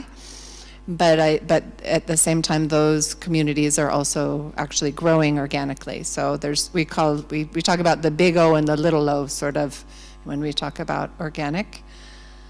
Some of the challenges. Certainly consolidation in the industry, in the seed industry, but also in other sectors, and the cattle industry is extreme. And so the market competition for organic products is very challenging in just the scale of commodities and the price point that larger production entities can achieve. Yeah, I'll save my comments about seed. That's just generally organic agriculture. Thank you. Mayor, do you want to come in from the ministry in Slovenia? Vladimir talked, or the presentation this morning was saying about Slovenia currently 10% going to 18% within 3-4 years. That is obviously a target that you've got. How are you going to get there? Yes. What are the challenges? Yes, this is a very good question, how we will reach this. But in the last years, we're preparing a strategic plan for agriculture and also action plan for organic farming. And we have to decide what kind of goal we want to achieve. So non-governmental organization want the goal 25%. But at the end, we reach a compromise that we will have 18%. So this is a little more ambition as it goes by the statistical data, but we will see what will happen. But we get a lot of money to support organic farming, so we promote organic farming through main strategic documents in Slovenia, and also in the strategic plan we will give to organic farming 93.5 million euros. And also the current government is very ambitious regarding organic farming, so we hope all the best. So Freya, Monica, do you want to talk about either Germany or different countries, or the overall target for the aspiration to 25% across the EU? Yeah, I think this target is very ambitious for every country. I can report from Germany that I see that there's a big problem that the uptake of the organic products is lacking, maybe because of the inflation. People have less money in their pocket, so not everyone can afford to buy organic products, and therefore there has been a drop in the sales of organic products in the past. And I think that the farmers would be ready to produce organic products or to convert organic farming area, but more or less the uptake of the organic products is a bit lacking. And I don't know about the other countries. I could imagine that this is more or less the same. I know that within Germany there's a new food strategy launched that, for instance, that canteens, public canteens in schools and kindergarten, they should use more organic products. Also to provide a healthier food or diet to children, but also to increase the uptake of organic products. I think it is important to implement measures that support this uptake. Yeah.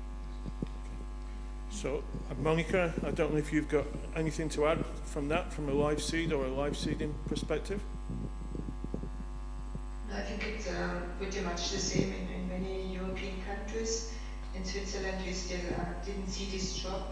We see that there's maybe a shift that people rather go to supermarkets to buy organic products than going to the specialty markets. So after COVID and after the crisis with the Ukraine, people have really look a bit more on the pocket and try to how they can save some money. And there's also demand that for certain crops there's a big demand, but for other crops it's more difficult.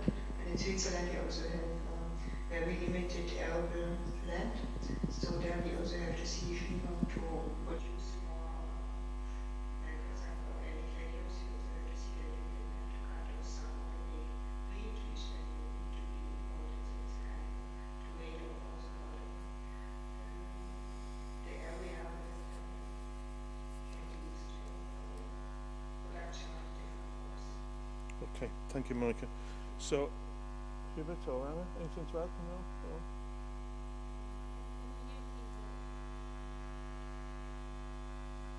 Just the red one.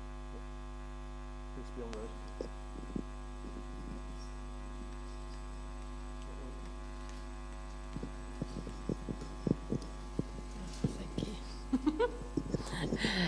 In the UK, we have a very small organic market. It's nearer the sort of 3% mark, but we're seeing the same thing in the UK. The supermarkets are decreasing, but things like people are more willing to spend money on organic clothes and organic cotton, and also in, say, sort of more restaurant-y cafe things. People pay for organic milk in their coffee, but they wouldn't necessarily buy it themselves in the supermarket.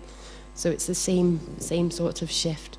I don't see any great increase in organic production if there's not an increase in demand to match it, although the potential to perhaps reduce imports of organic grain would be the only way. Okay. Any comments, thoughts from the audience with respect to that status of organic before we move on to looking at seed availability and the challenges? Just a comment maybe from the German side. What we can see is that the politicians, they also want to have more organic production, more organic consumption, and especially in Bavaria, for example, they also subsidize a lot of organic agriculture. And and the problem is it accepted by the consumers? That's the main question actually, what we have. Any thoughts, comments from the audience? Questions for the panel on organic production? Okay, let's move on to look at organic seed availability, current status. We heard this morning about the challenges of production, supply, availability of organic seed. We also heard about potential incentives for organic seed production, national roadmaps. So, Freya, do you want to start on that one of organic seed availability challenges? Yeah, well, I can talk a lot that everyone needs a roadmap. I think this is clear, but I think it is somehow of a, I think we need something like an optimism, because this is very also with our target of meeting 25% area. It sounds also with the climate change, it sounds so big, this ambition, that this is not possible. So either we go home and say, no, it's not possible, we stay like we are at the moment, or we are optimistic and say, well, we can make this, we can run this. And I think that we first have the understanding that that we want to change something, or that we want to go forward, and that we start to network and to connect with other actors who have the same idea or the same ambition. I think this is very important. And as I said, there are many tools, there are many ideas, many incentives out there, and I think within LiveSeed we have collected a lot of information on that. And I think this is also interesting because we have visited within LiveSeed many countries, more or less all countries, and I think in Bulgaria, yes, I was in Bulgaria. We organized a meeting with the authority, the seed expert, some seed experts, the people working in the seed database, the seed authority, and some farmers. And it turned out that it was the first time that those people met each other, because they work more or less on the same topic, but they never met together. So I think it is very important to bring the different people together, because the people at the control body, they grant the derogation, but the people at the ministry, they have to launch a program or a research fund, or the people at the seed certification office, they have to certify the seed. And everything is connected to each other, and if we don't talk to each other, and if we don't see what are the problems people have with the system or what could be improved, we don't go forward. So I think the point of participation or integration and coming together and discussing within expert groups what could be done, I think this is a stepping point we have to, or like the steps we have to take. Michaela, do you want to add on that one? Sure. As I mentioned before, we don't have the same regulatory system, and so tracking usage is very difficult. We do this national survey every 5 years, and the last one, which was released in 22, we see a pretty good increase in percent of organic seed used by smaller farms that are less than 50 acres are using close to 100%, or many of them are using 100%. And then as you go up in acreage, the percent of organic seed decreases, and some of the reasons why we hear is, appropriate type or quantity available, but often what we see is that the buyer, the institutional buyer, the processor, larger upstream supply chain is requiring specific varieties and not supporting the use of organic seed. And so the issue of organic seed usage kind of stops at the farmer and the seed grower level, and it's not really any kind of incentive or pressure put on the larger companies that are actually responsible for a vast amount of organic acreage. And so how we bring them into the process, whether willingly or unwillingly, is a question.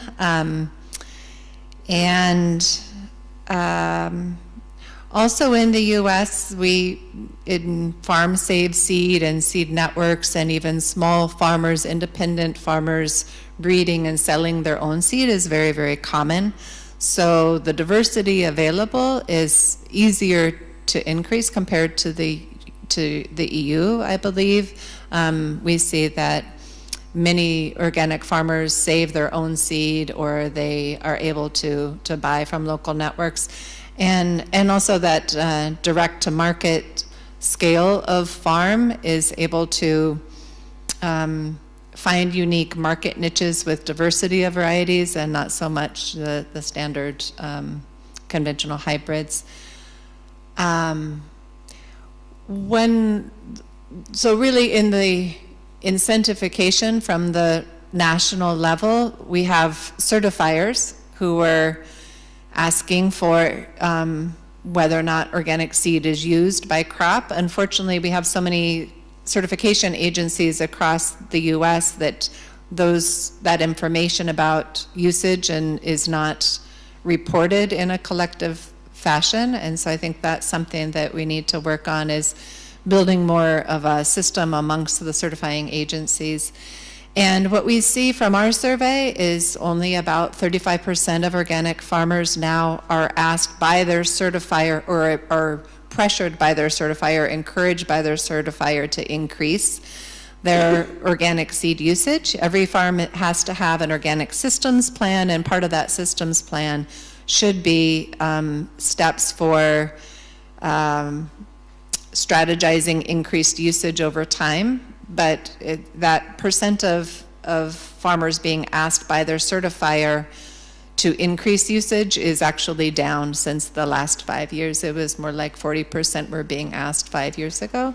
So one of the things that we do as an organization is work with the national network of certifiers to increase education, so that those that are doing the certification have a better understanding of how to gauge availability, how to integrate measures and steps for increasing usage into an organic systems plan, and working to bring them along in helping address that difference.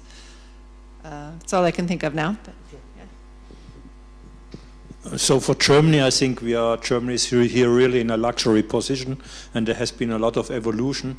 If I only think we have all over Germany, we have 40 regional trials organic for wheat. I can only talk for cereals and wheats, compared to maybe 120 conventional variety trials.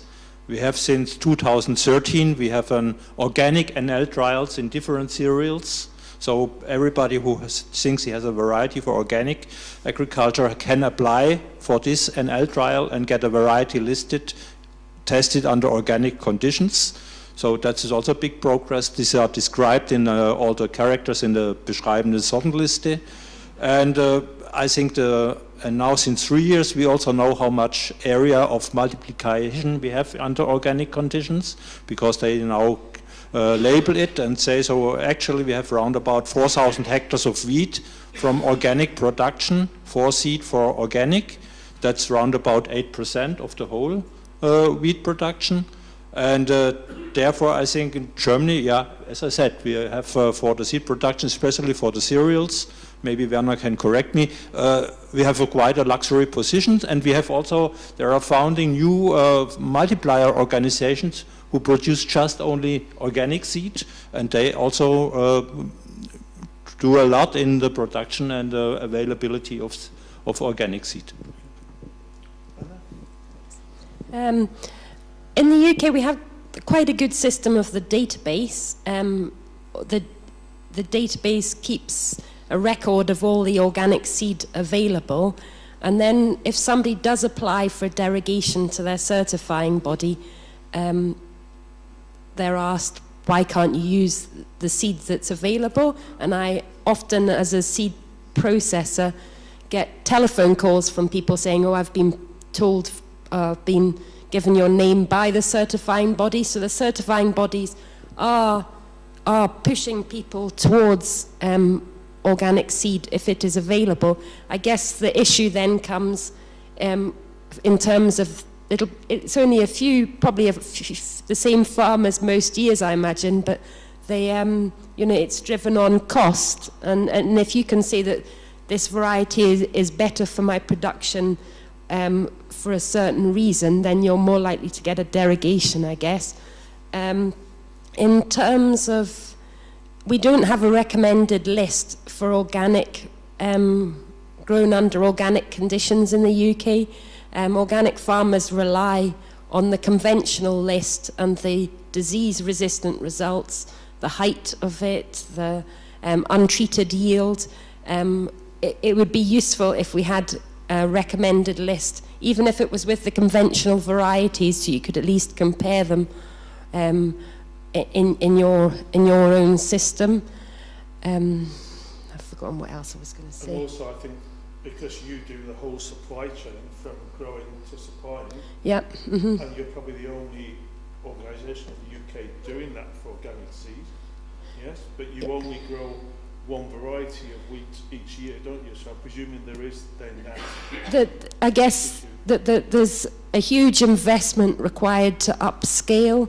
Not only do you need more staff to process it, you perhaps need bigger machines, you need bigger sheds to store the seed in, etc., etc. So in terms of upscaling to produce more organic seeds, there's quite a lot of investment required. It's also, if you're investing the cost in certifying it as seed, you really want to be able to sell it as seed. If there's not the demand there for it, then there's a risk of being left with it, which makes it slightly harder. I think perhaps a good way to grow the organic, if a lot of the graphs that were shown earlier, it was roughly in Western Europe 50% of farmers used organic seed, 25% used home-saved seed, and 25% used inorganic seed. Perhaps by growing the home-saved element, then you can reduce the amount of conventional seed that's used. Yes, in Slovenia we have this national database regarding the organic seed. The minister is responsible for this database, and in this database we have 13 suppliers. When we analyze the data, we saw that a lot of seed is coming from Austria, Germany, Italy, and we have just 2 or 3 national producers who produce organic seed. Then the situation is similar like in UK or in USA. So we have farmers who use organic seed, and we have some farmers who want to use conventional seed because they think that the organic seed is not enough or is not good quality. So this is very tricky subject to speak. So the situation is very different between farmers, but by step we hope that we will use more and more organic seed. Monica, do you want to add anything on organic seed availability challenges before we go to the audience? Yeah, I would say from my point of view it was really a big achievement with the new organic regulation to have this phasing out of the derogation, because the European Consortium for Organic Plant Breeding has been working on the topic since decades, and things were only moving very slowly because there was no real commitment and there was no real harmonization. And I think now having in mind that there is a phasing out of the derogation, that there will be also monitoring of the progress that are made by the different member states, that will really give some input and some incentives, and most of all also some security for the seed companies, because we also had the problem that at the very beginning when the rule came up that the companies produced organic seed, but then the farmers were not buying it because the non-organic seed was cheaper, for example, and then it was very easy to get a derogation. And now and also I think we also have to consider that the amount of organic seed use is quite different between the different crop species. It might be quite good for cereals, as there's also farm safe seed that can contribute quite a bit, and I think there is the challenge or what will need to be done is to improve the quality of farm safe seed, to make sure that there is the necessary infrastructure for cleaning, to tackle the common bug, and to make sure that we're not distributing diseases when we work with farm safe seed. But then the biggest challenge I see for the vegetables, where until now many seed actually have a general derogation, so the farmer do not even ask for a single derogation, they just can buy non-organic seed, and there it's also difficult to find farmers that are willing to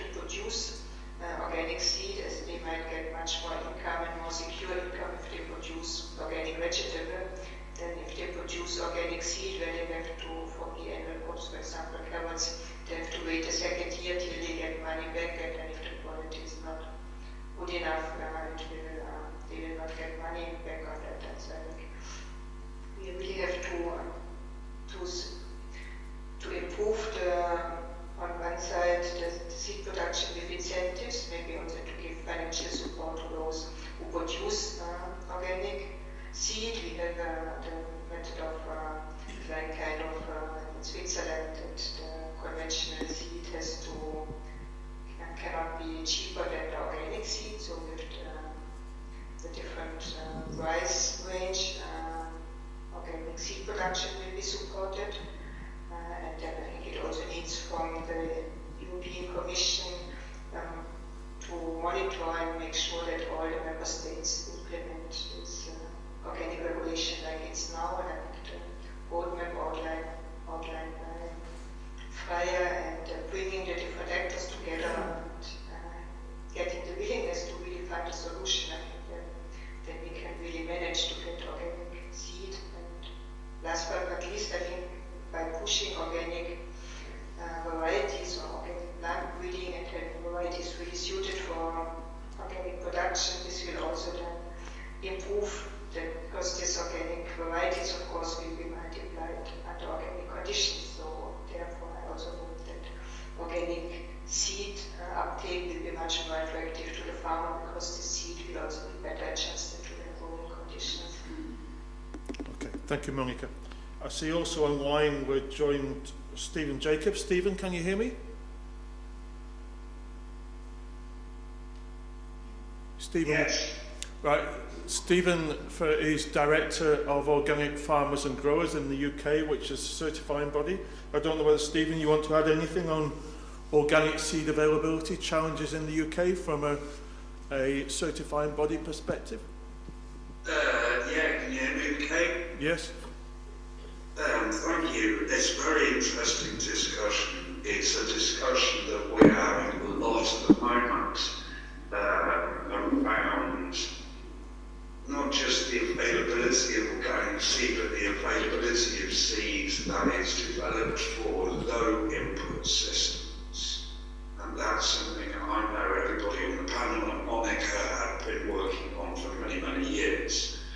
The situation we have, however, is that the economic models that would favour low input seed breeding are currently not sufficiently large or sufficiently efficient, perhaps, from an economic perspective. And I think the way forward would be to have a regulatory response to help with the economic burden, because it takes time to breed and then bring plant varieties to market. One of the things we're doing in Britain at the moment, I'm working with a group under UK Grain Hub on a diverse cereal seeds project. And we advocated to the UK government and were successfully getting a legislative proposal through. However, it's only temporary, 7 years experiment, which is similar to the organic heterogeneous material experiment that ran in the EU. The difference this time, one difference is we have compromised, we've expanded, so it's not just one organic seed. It's also non-organic. It is all heterogeneous, so it's diverse populations. The other big difference is on tracking. We are trying to build a tracking system so that we can report at the end of each year and build a family tree of, for instance, the vagrants population or whichever. I think there is a need to accept that the economic model that's prevalent in our food system, not just farming, is destructive. It's inherently destructive. Dietary related illness is now being acknowledged as widespread because the marketing is appealing to certain innate human desires for fast sugars, for instance. The natural extrapolation of that argument goes all the way back to seed. If you're breeding seed to grow in a situation where you can then sell synthetic inputs to farmers to help them grow the seed, that's an economic model that is successful. It's unfortunately ecologically failing. So without government stepping in to help business acknowledge these facts, it's always going to be a bit of a struggle. But I just want to end by saying we are continuing that struggle, and a lot of really good work is being done despite all of the challenges. Okay, thank you. Thank you, Stephen. So can we up to the audience? Salvatore, I know you had your hand up.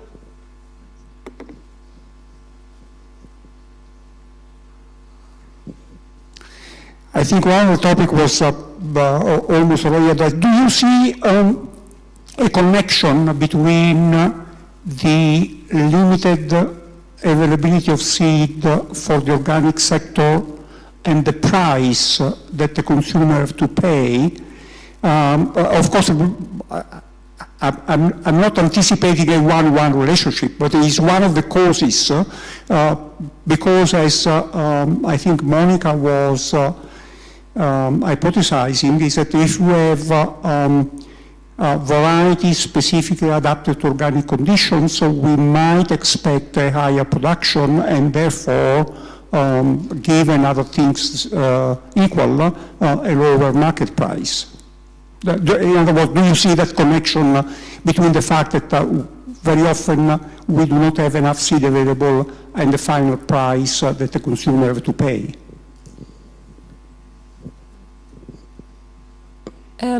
The final price is always going to be more expensive because not only are you getting, you've got the fact that a farmer is getting more per ton for their end product than a conventional farmer, so therefore the seed should be more per ton than conventional seed. But also it's inherently more difficult to produce organic seed. You've got a lower yield, you've got a greater number of weeds, so therefore you need to dress more of the crop out to produce a seed crop that makes the required standard. Also in terms of disease, perhaps with conventional seed, you can put seed treatments on to combat a lot of seed diseases, whereas at the moment there aren't seed dressings for those sorts of things in organic seed, therefore that you lose a lot more crops in the organic seed market because they fail on their disease levels are too high, for example. Okay, were you? No, I thought. Yeah, thank you. Yeah, I see an increase in crop failure. We see so much of an increase in variability in climate and climate change. And I'm interested, following up on Ceccarelli's comment, to see when we have crop failure because we have so much homogeneity within the field, and then you have an environmental extreme, a little bit of heat in the summer, whatever. We do see in organic systems when you're using more diversity intraspecifically as well as interspecifically on the farm that there's more of a tendency toward yield stability, yet those large farms that are having crop failures are able to get the subsidies from the government, and so there's not really an incentive to stop using the homogeneous large-scale monoculture. And I think that as we start to look at food security and climate instability, I think there's a strong case for organic to make that this is a societal factor in addition to an economic factor. So not really an answer, but just some thoughts. Maybe a comment from my side. I personally think it's not a question of price, it's a question of market share. as soon as you have 20 or 30 or 40% of market share of organic, there will be a lot of companies interested in to work and to produce seeds. But as long as you are a niche with only 5%, nobody, because we especially we as small breeders, we need to live from our breeding, we need royalties. And I think in Germany now, we are now at a moment that we can say, okay, the money we are earning now with our organic varieties, that covers the costs we have for the organic breeding. Maybe a small income now additionally. But for me, it's always a question of market share, and if it's interesting. And in Germany, I think all the people are looking very eagerly on the organic sector and see, oh, state wants to have 30% of organic culture. Maybe it's interesting for us. And as soon as this is reached, I think a lot of people will work in that segment. Is there much overlap between sort of low input farming or low input seed and organic seed, as in if there's a lot more interested in farming regeneratively and putting less inputs on, certainly with the price of nitrogen fertilizer since the Ukraine war and since COVID, a lot of conventional farmers have put on a lot less fertilizer. So perhaps that movement towards lower inputs will therefore force or encourage the seed companies to look at varieties that are less dependent on inputs, which will therefore help both the low inputs of market but also the organic market, because by default with low inputs they're more suited to organic production. Any further comments, thoughts? Peter? So it'll be potatoes, I presume? Yes, we'll talk about potatoes now. Now, in Slovenia, is situation that way that, yeah, the seed production itself, conventional also, is very small. And it's getting smaller more or less in last 20 years. And organic seed potatoes is even smaller. So practically there's just some seed producers who produce organic seed, and KIS, the institute, is one of them.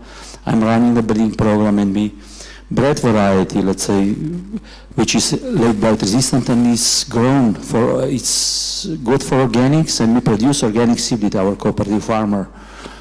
So it's, when we are talking about seed availability, that's seed available for farmers. Of course, other companies are bringing in also organic seed of other varieties from other countries.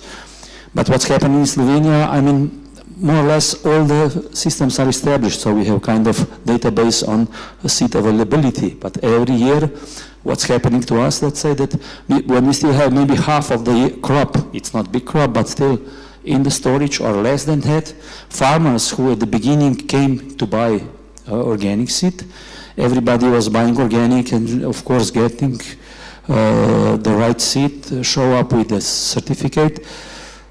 But in the last couple of years, it's very easy to get the kind of permission to use conventional seed of the same variety, which is not supposed to be.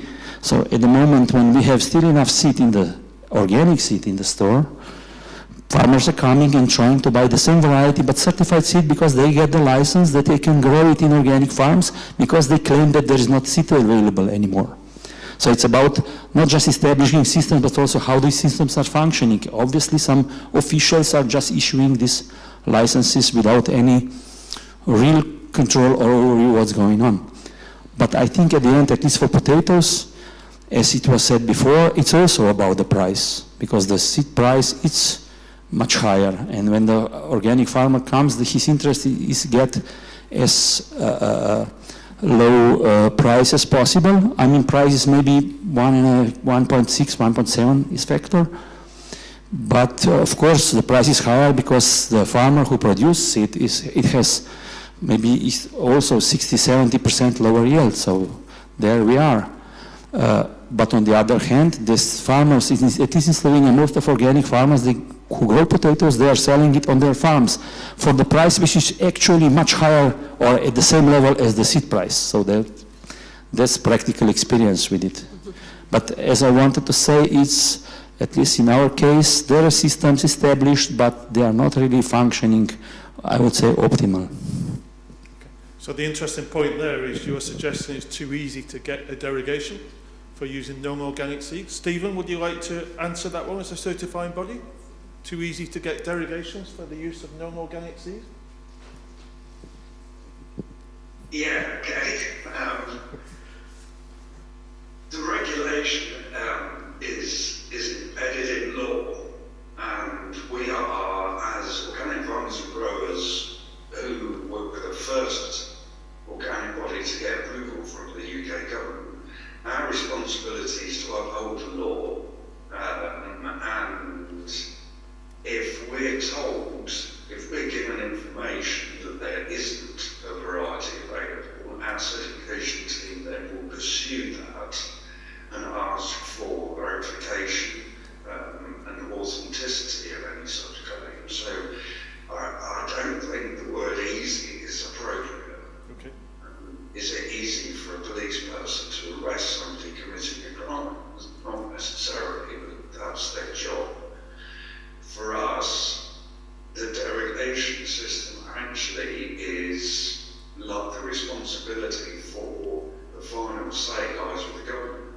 With our farming industry, we could definitely Department for Environment and Food and Rural Affairs. Notably, the word farming is absent there, but that's another issue. I think what we need is more support from the business community. So if the business community, and let's look at what's happening at the moment. A seed or land agent tells the farmer to tell us that there is an agronomic justification for a particular variety on that farm, and that another variety would not be suitable. What information are we being given to go on? So I think just looking at regulation alone, and therefore suggesting that organic control bodies are being too open to give derogations, I think is ignoring the facts. Okay, thank you, Steve. Freya? Yes, I would like to answer to this. In fact, actually, this should not happen, that a farmer can get a seed from conventional production if organic seed is available from the same variety. Of course, the question is the database up to date, or what happens? But in fact, for potatoes, I think this is a special crop because you can't store them for another year. The cereal seed, you maintain them maybe and you can use them, but the potato, either you put it as feed or food on the market, or you throw them away. Therefore, some countries have implemented special provisions especially for potatoes. For instance, in the Netherlands, also in Germany and other countries, they have a certain date in the year where farmers have to apply for a derogation, or a certain time in the year that they first have to use all the potato varieties in stock, and then they can get a derogation. Of course, this is a bit complicated, but it needs a connection or active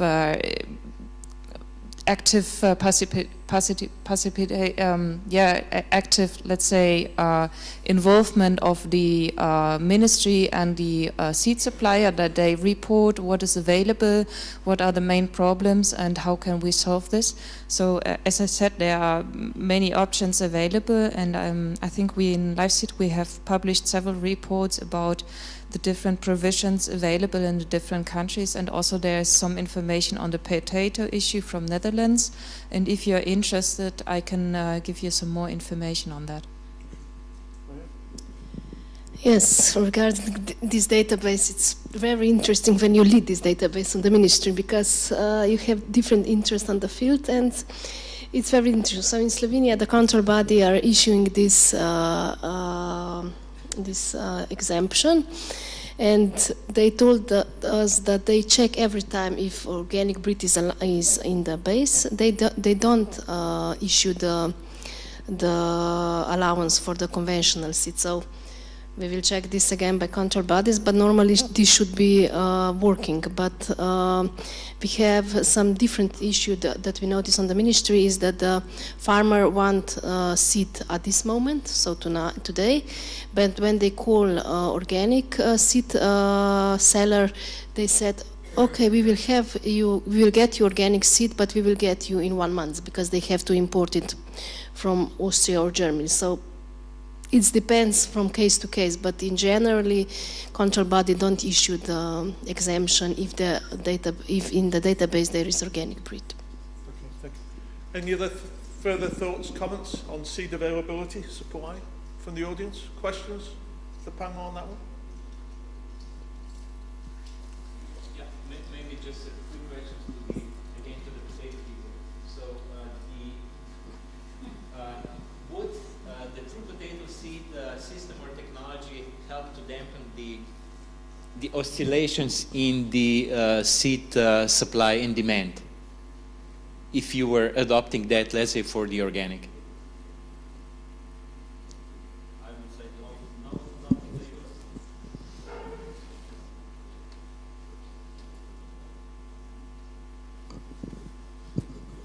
Yeah, we all know that true potato seed production is something completely different comparing to conventional way of producing potatoes, and I think in Europe is so high standards that true potato seed crops doesn't meet those standards. But that means either for conventional or for organic, I can't imagine that we would. We are talking about standards, of course, for wild potatoes, for the potatoes in the supermarkets. I don't believe that we will be lowering the standards for that.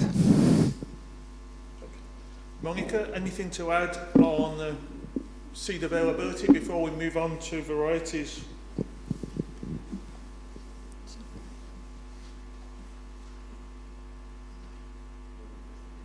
I'll take that as no. Okay, let's move on then to the next component, looking at organic breeding and varieties. And this morning, Werner basically stressed the importance of organic breeding, choice of the right variety, variety protection, and financial support for organic breeding. And probably the best person to start on this part of organic breeding varieties will be Hubert. As an organic breeder? I'm not an organic breeder. Okay. I have to state it, but as I told, as soon as if a company sees that that they can earn money, they will start with it. And the question for me is more: do we need a 100% certified breeding, or is also a little bit a mixture like I'm doing it also possible in future? And yeah, that's more the question for that. And okay, there are more interesting crops like wheat than compared maybe to carrots or something else. But yeah, I think it's possible and it should be done. The question is in which direction it's developing. If we have 100% certified breeding, so every company has to think about to rent an organic farm and to do the breeding there if enough money is earned then. Yeah, so I don't see, for me really it's a question, and for market share, and for example in my company, all the things I have done for organic agriculture, all that breeding things, they earned no money, I think, for 15 years. And it was just a little bit my hobby to do that. But now we are at a point that I can say, okay, now we're earning a little bit money, and I'm proud that we kept it. So. Okay, Freya. Organic breeding varieties? Yes, as I said in the introduction, we had a project how to support the organic breeders, the niche organic breeders in Germany and Switzerland to get more public funding. And in fact, it is not too bad. Public funding in our country is available, and if you write a good proposal, you get public funding. But the development of variety is it's a commercial part, so it's not breeding. Or public funding is for research and not for implementing a variety in the market. And if you're a larger company, maybe you can compensate this part through your other incomes. But if you're a small unit, of course, this is a big challenge because you need a co-funding to get the variety in the market. And I think this is a big issue at the moment, that there are some smaller initiatives also in other countries emerging, and they want to release varieties, but they are not financed at the moment. Yeah. And one point I have to say is, if you go through organic NL trials in Germany, it costs the same than conventional trials. So it means per variety 20,000 euro that you have to bring to have an organic variety as well as a conventional variety.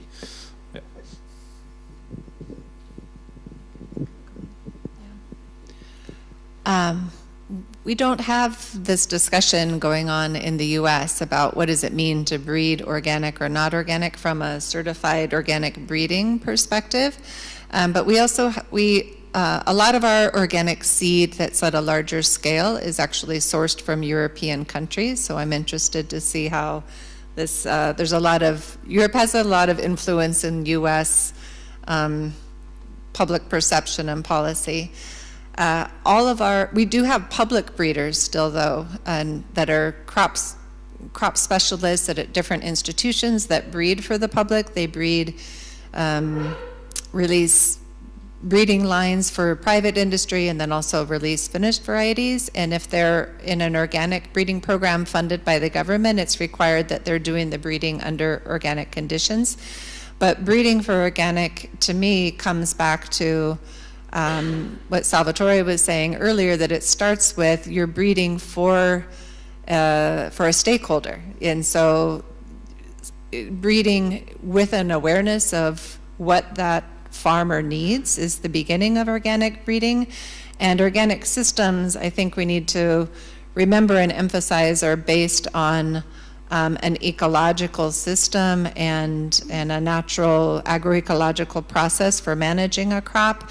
And so it's not so much one trait that you're breeding for, but you're breeding for a whole system. And I think that the key in organic breeding is that evaluation and testing within and on and in partnership with those organic farms is what's going to result in something best adapted to that environment. I think that there's a risk to acknowledge and just be aware of that as we get stuck on the definition of certified organic breeding and not certified organic breeding, we already are confusing the public in whether or not organic food is grown with organic seed, and the perception of organic integrity could be further lost by communicating to the public that not only is organic food not grown always with organic seed, but even when it is, those varieties are just are not only some if we make it very rigorous, then only some small percentage of the organic seed is actually bred organically by definition. And so in a consumer mind that's already becoming confused with terms like regenerative agriculture and non-GMO, we have seaweed that's labeled non-GMO, which is kind of what we call greenwashing, that the perception of the consumer is like, well, it's healthy and safe, I'll just buy that one. So just something to be mindful of in our internal discussions. Monica, do you want to add, have you got anything to add on? Yeah, I would like to add actually maybe just at the last point. So I think it's, when it comes to labeling, I think in future it might become really more important to create awareness and to consumers what is really the added value of organic breeding, so that we, because either as we have seen in all the research projects of live seeding or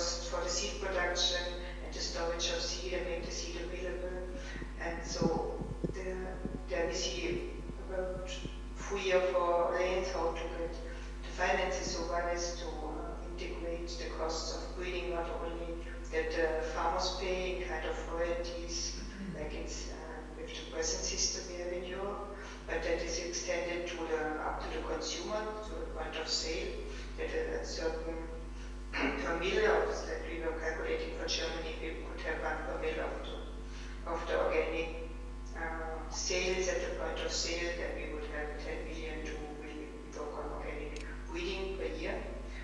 Then we also see that the organic, the public support for the breeding, there could also be not only for research, which is only partly supporting breeding programs, but there is, for example, in Switzerland, we have had a motion for the parliament that were actually asking that we want to have a higher food sovereignty in Switzerland.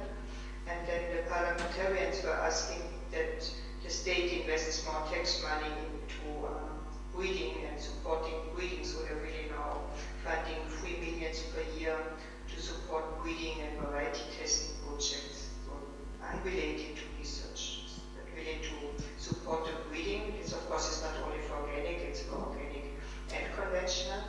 But I think these are just models that would show that there need to be financial sources from the different side. And I think when we're talking about an example of ECOBREED, when you have a bigger company, then it's also possible to make to support maybe the breeding activities for organic or organic breeding by cross-financing. If you make sufficient profit from the conventional breeding, you can support for a certain number of years also the organic breeding process. And I think that it's quite important to look for the different models. And I also want to emphasize that seeing that the present situation that we want to grow organic and that we also want to make sure that organic producers are not getting extremely expensive, we also have to make sure that yield stability and profitability is maintained.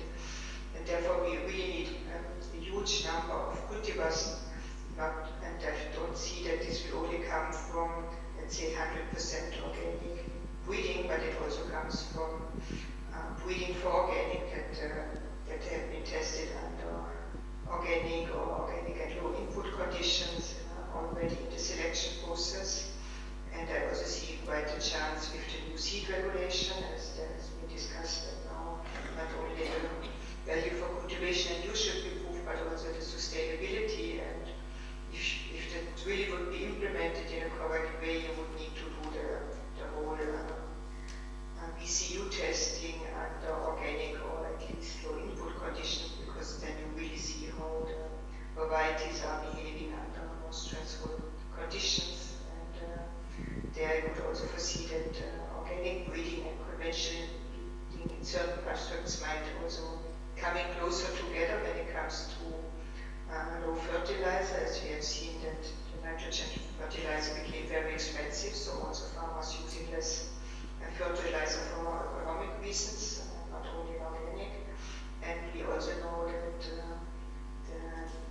the number of synthetic pesticides are reducing. I think it's very difficult to get, first of all, get them released, but also to get acceptance by the society if there is too much pesticides sprayed in the food production. And for these two reasons, I'm willing to have a change in the BCU testing could make quite a step forward. And but then what is a bit frightening for us of the organic sector is what's happening with the NGT. If then a lot of new genomic techniques are applied, which then also limit the number of cultivars available for the organic, and there I think we also need to be prepared.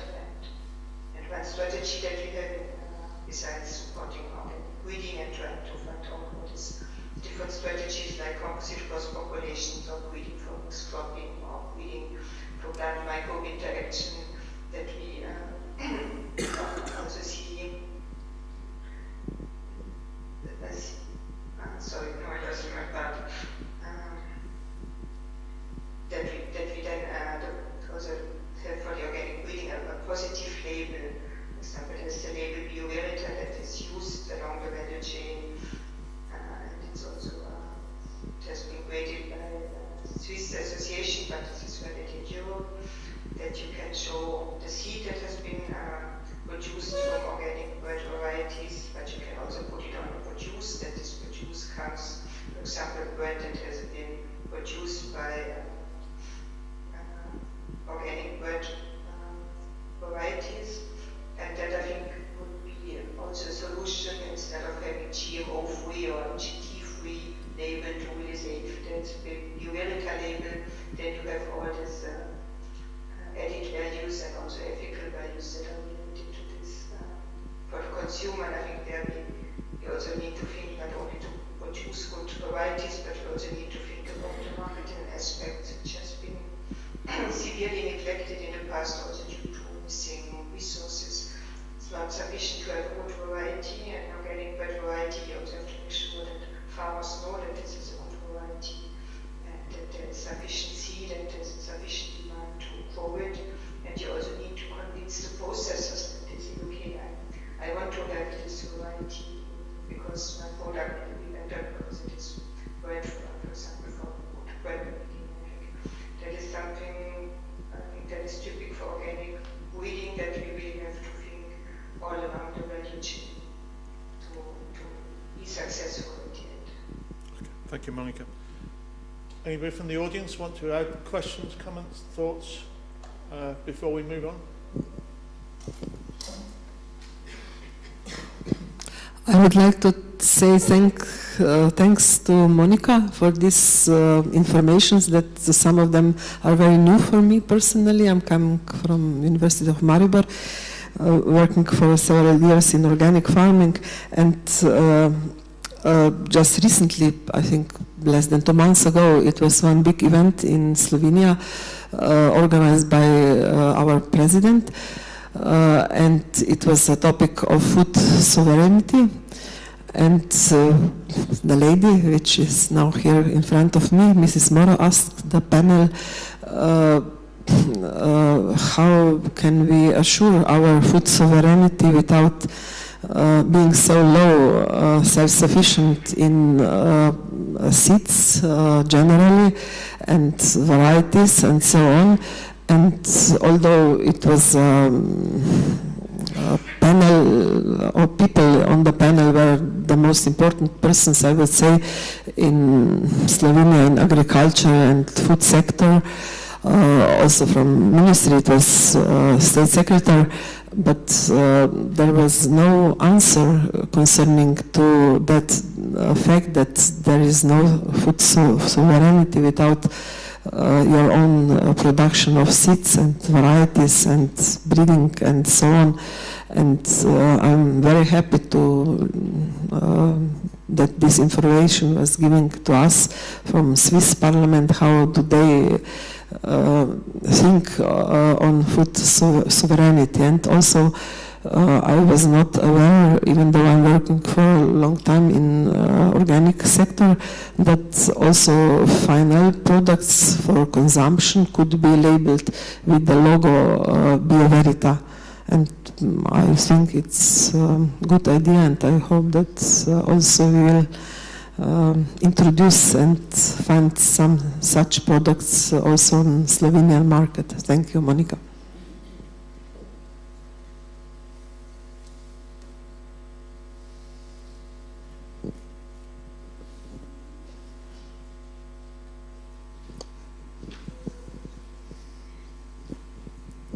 Thank you very much. I just wanted to say also maybe previous related to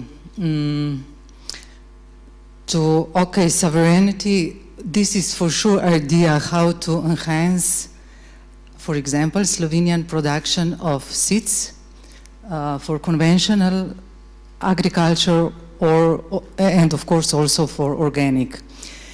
The fact is that after accession to EU, this production dropped from, I don't know, 2,500 hectares to 1,000 now. And of course we would like to make this trend in opposite way. But the fact is that we have also subsidies, for example, for conventional production of seeds, and also for use of local varieties, which are very close to organic varieties, let's say. Here we have, the issue is that we give this money to producers, and then they use the first year, of course, these seeds, and then they use farm-safe seeds. And of course, we notice that this is not the idea, and this is not the way to continue. So that we need to have certified seeds, because otherwise our seed industry is blocked totally, and we can't come from this situation. We really try to do, or we hoped that we will move this trend in different way, but it's impossible if we do not use certified seed. I mean, in the sense of certified seeds related to seed legislation, and a part of that, of course, also certified according to organic legislation, if we speak about organic seed. So, for sure, and then this farm-safe seed is very nice, I mean, from the point of view of a heterogeneous seed and so on, okay? But if we want to move this on, actually we must decide how to deal, to go in the right direction, I mean, to that direction. So, and of course it is very connected with regulations and also with the feeling about that, because if we speak about farm-safe seeds, we are all happy about that, and we say, okay, this is the right way, especially in relation to organic production, but this circle is not going on. It's not, and that's the fact. Thank you. Can I ask two questions then? One, if you gave the subsidy to the seed producer, so therefore the seed was perhaps on a comparable price to the conventional, would that have its advantages?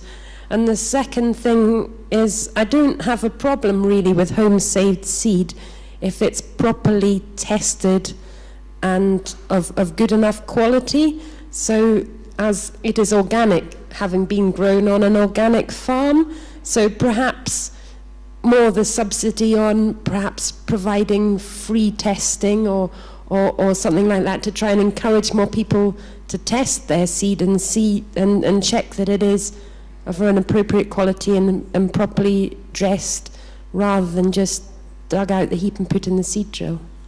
The issue is that the level is not very high. So of course, we could do something like that in the future, but we need to have a system. That's why we are waiting for this situation, or more clear situation with this heterogeneous seed and farm safes, and how to deal with that, and to have again some kind of rules, something. About that, how to, okay, you can have this farm-safe seed, but you have to do something with it. So it's not enough just, you must take care for this seed. And maybe here we do not have specific regulation or something. It's a sad state it's a sad state when a farmer needs rules to follow, and that they can't see the advantages of that. If I sow something that's got disease in it, I'm not going to get the crop. Or if I sow something that's got lots of weeds in it, I'm therefore going to get lots of weeds in my field. It's sad that they need rules to follow to be a good farmer. Of course, part of the farmers, of course, they are dedicated, and they go with this self approach to these subjects, but not all of them. Perhaps they're in the wrong job.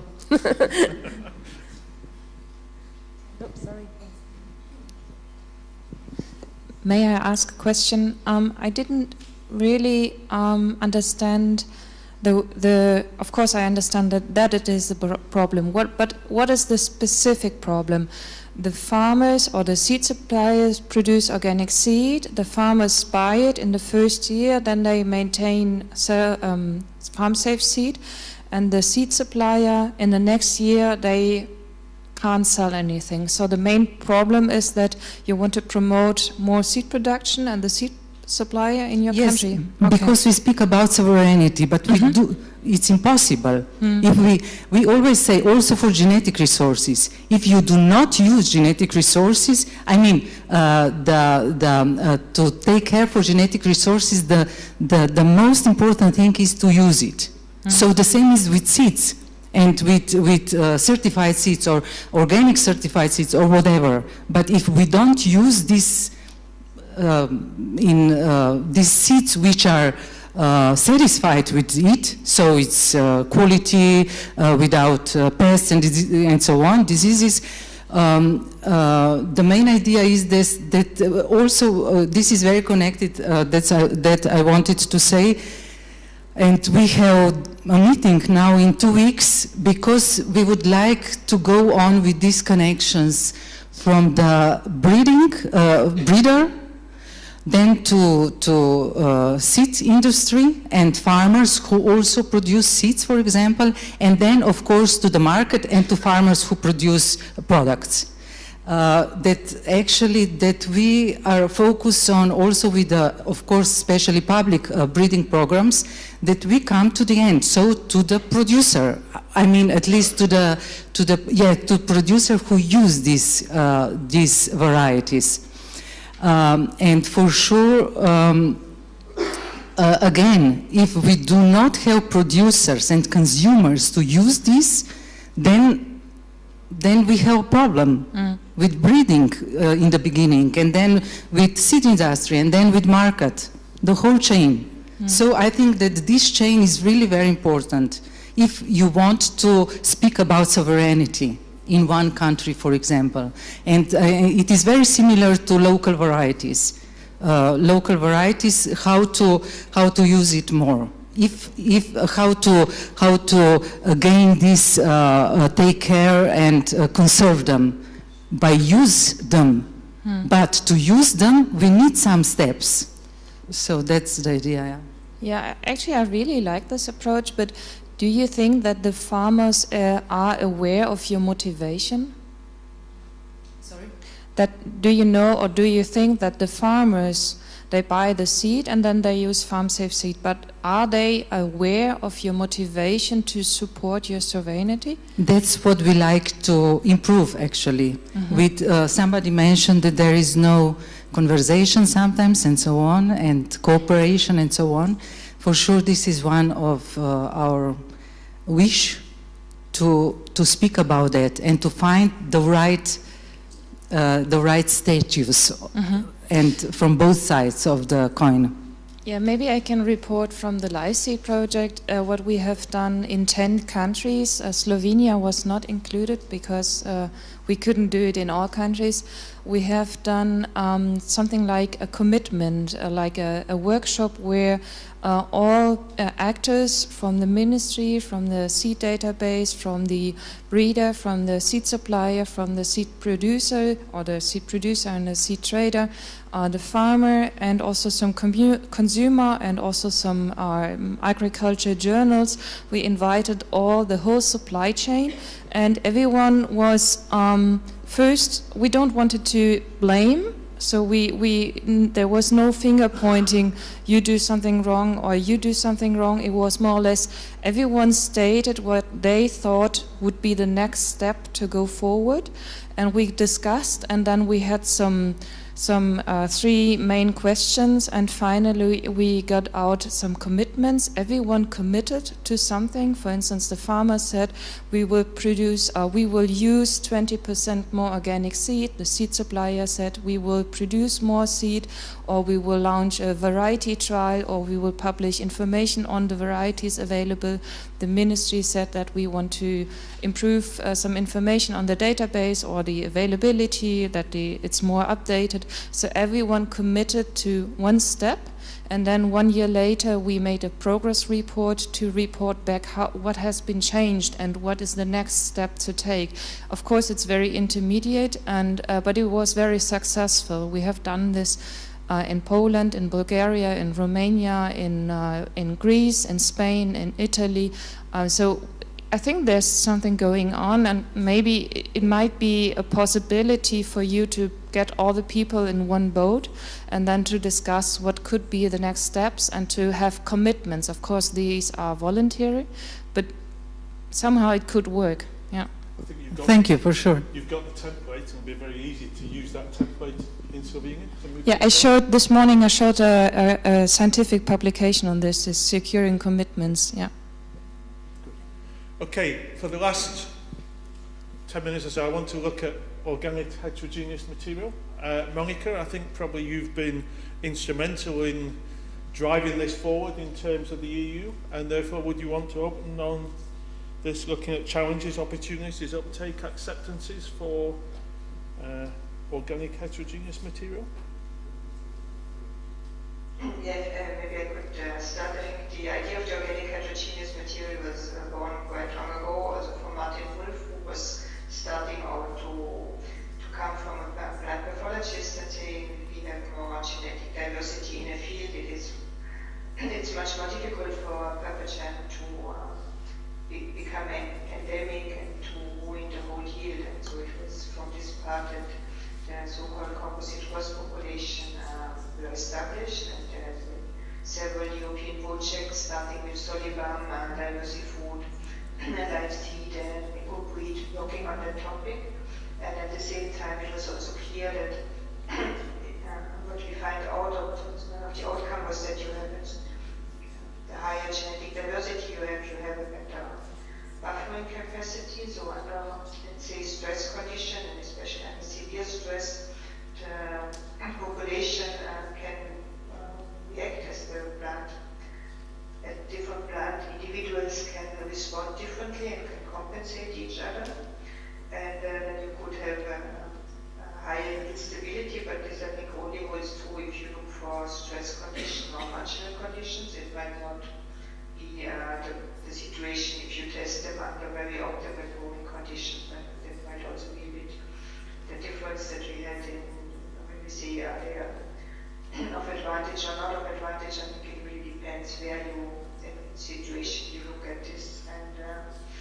And then it was clear that if you want to commercialize this and you make it happen, we need to make sure that it becomes legal, because until now we have the bottleneck that seed can only be commercialized and put on the farm when it has passed the variety registration, and for that it has to pass the distinctiveness, uniformity and stability test, and for every crops also the test for value for cultivation and use, and only if it's better in certain characteristics than the existing cultivars it will be released, and only then there will be a chance that farmers can have access to such varieties.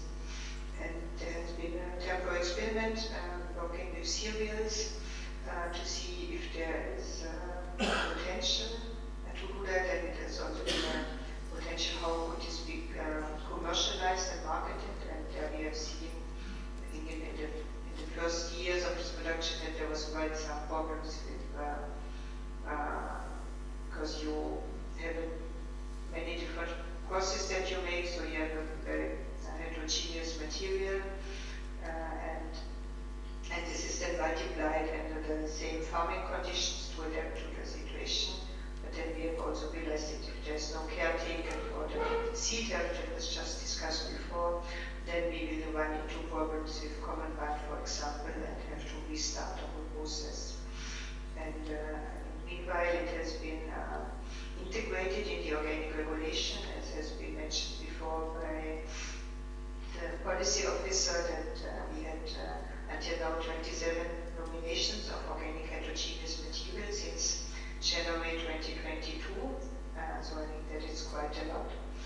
And what we have seen is that this organic heterogeneous material might not solve all the problems of organic farming, as for certain producers you also need to have higher homogeneity, but it has been seen that it could be quite successful development in certain markets, and especially in short value chain markets, so where actually the one who is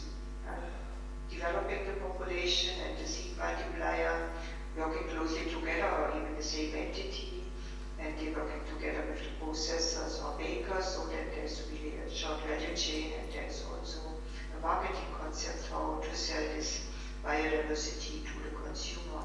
And I think these are quite nice examples. Quite successful already. We have big examples in Italy, but also in Germany there are examples with wheat, where there was also a special bread that has been commercialized in Berlin to also get the attraction of the consumer.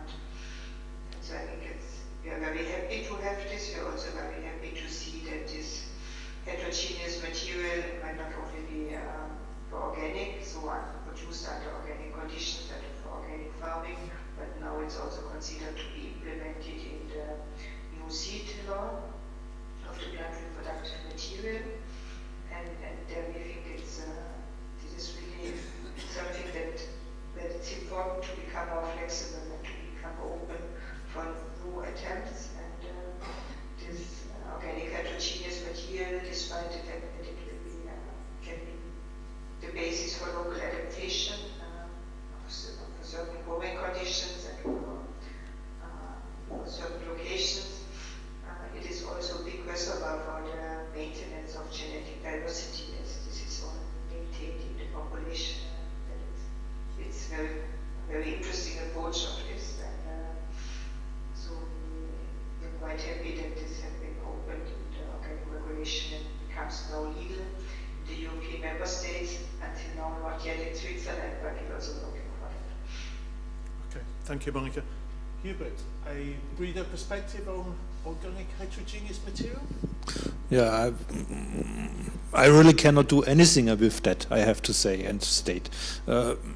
Because, okay, if somebody wants to plant a population, and because of its maybe advantages, it's okay for me, but I do not see any possibility to market such a population. And a lot of official certifying bodies in Germany, they always ask me, hey, Hubert, what can we do with that? How can we certify such a population? What are the rules for that? And I think till the rules are not really defined, I think no breeder will take care of it or will use it somehow. It's really difficult. Where I can see maybe a little bit more advantage can be variety mixtures, where we have defined varieties which go through the listing process and they are mixed afterwards together to get some advantages. But with populations, it's really, as I asked Werner today morning, how can you be sure that if you buy this population once a year, you come 10 years later and would like to buy the same population again, that it's the same?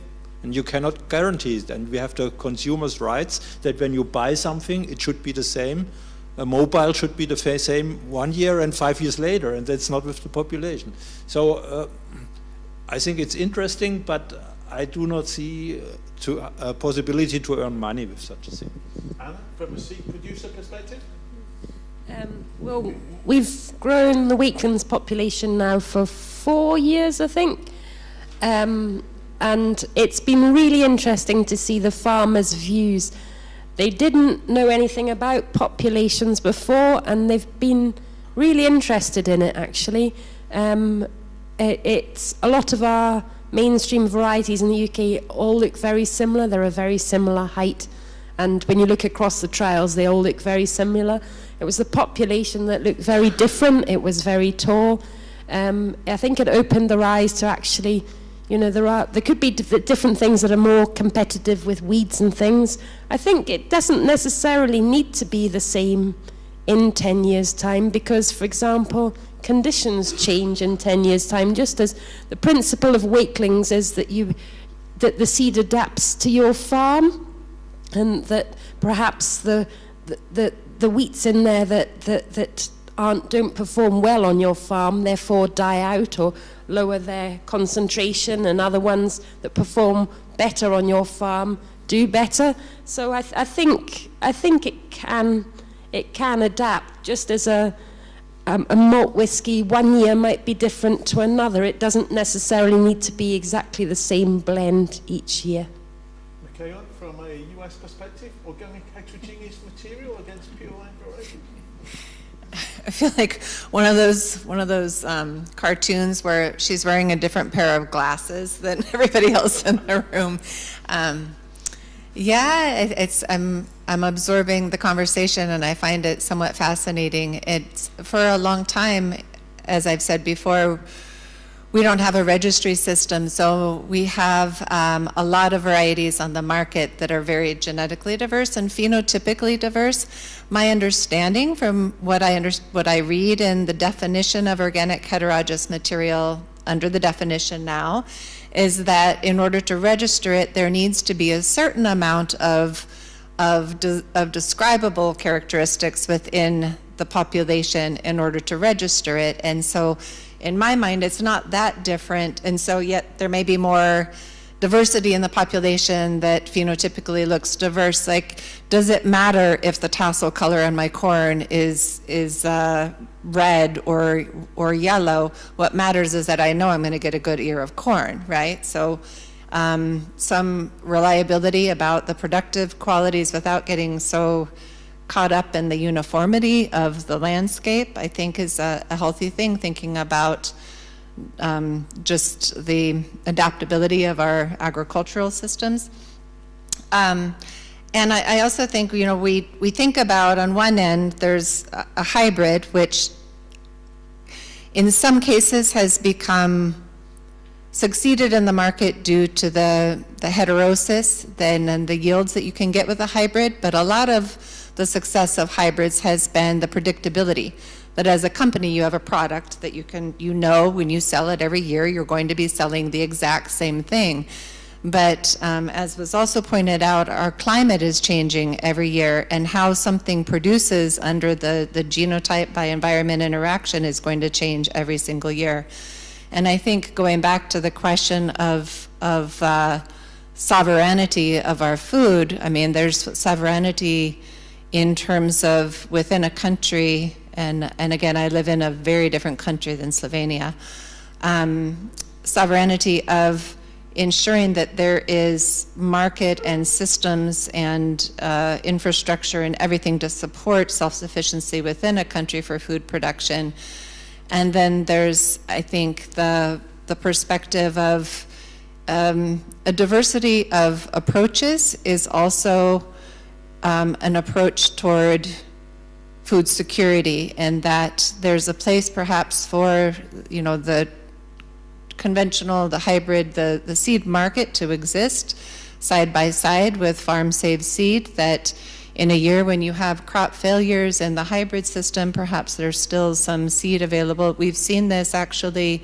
There's a farmer-bred kale that was the predominant organic kale across the US several years back, when a predominant European seed company had several hybrid kale production failures, and what was left of the seed, you might not have seen this, because I think what I understand secondhand is that what was left of the seed supply from that hybrid producing company was sold on the European market, and so the trickle down into the US market didn't happen.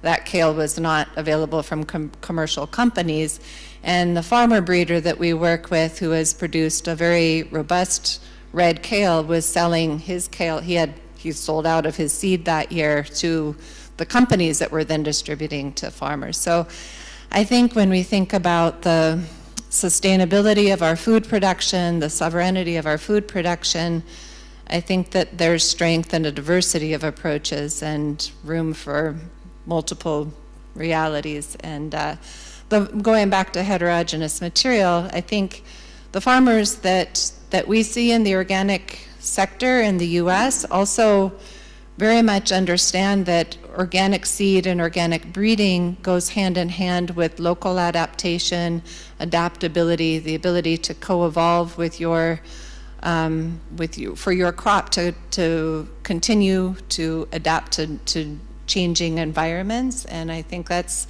one of the real values of allowing heterogeneous material, in addition to lowering the bar to entry for smaller, more diversified companies to be able to enter the market. That I know from the participatory breeding projects I've heard about in Europe, it's very challenging to get the level of uniformity, and this isn't even looking at heterogeneous material, just open pollinated breeding, to get the level of uniformity required for registration. It's a disincentive for independent farmer seed company networks to be able to actually create an economic model to support their small-scale breeding, and so there's the seed that we need is in the hands of fewer and fewer people. And when we look at extreme consolidation, Bayer and Monsanto merging is a huge impact on food security.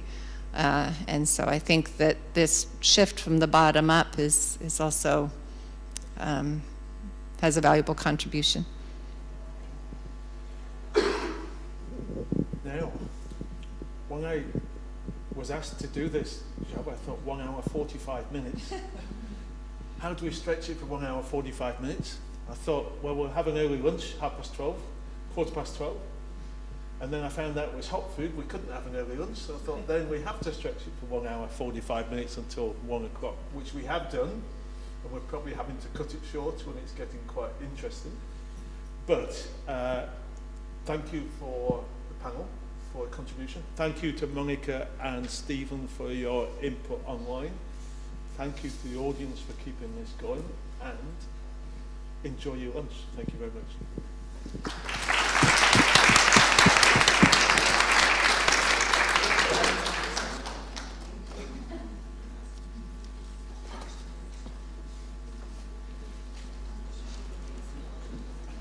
I think we convene at, Vladimir, convene at 2 o'clock?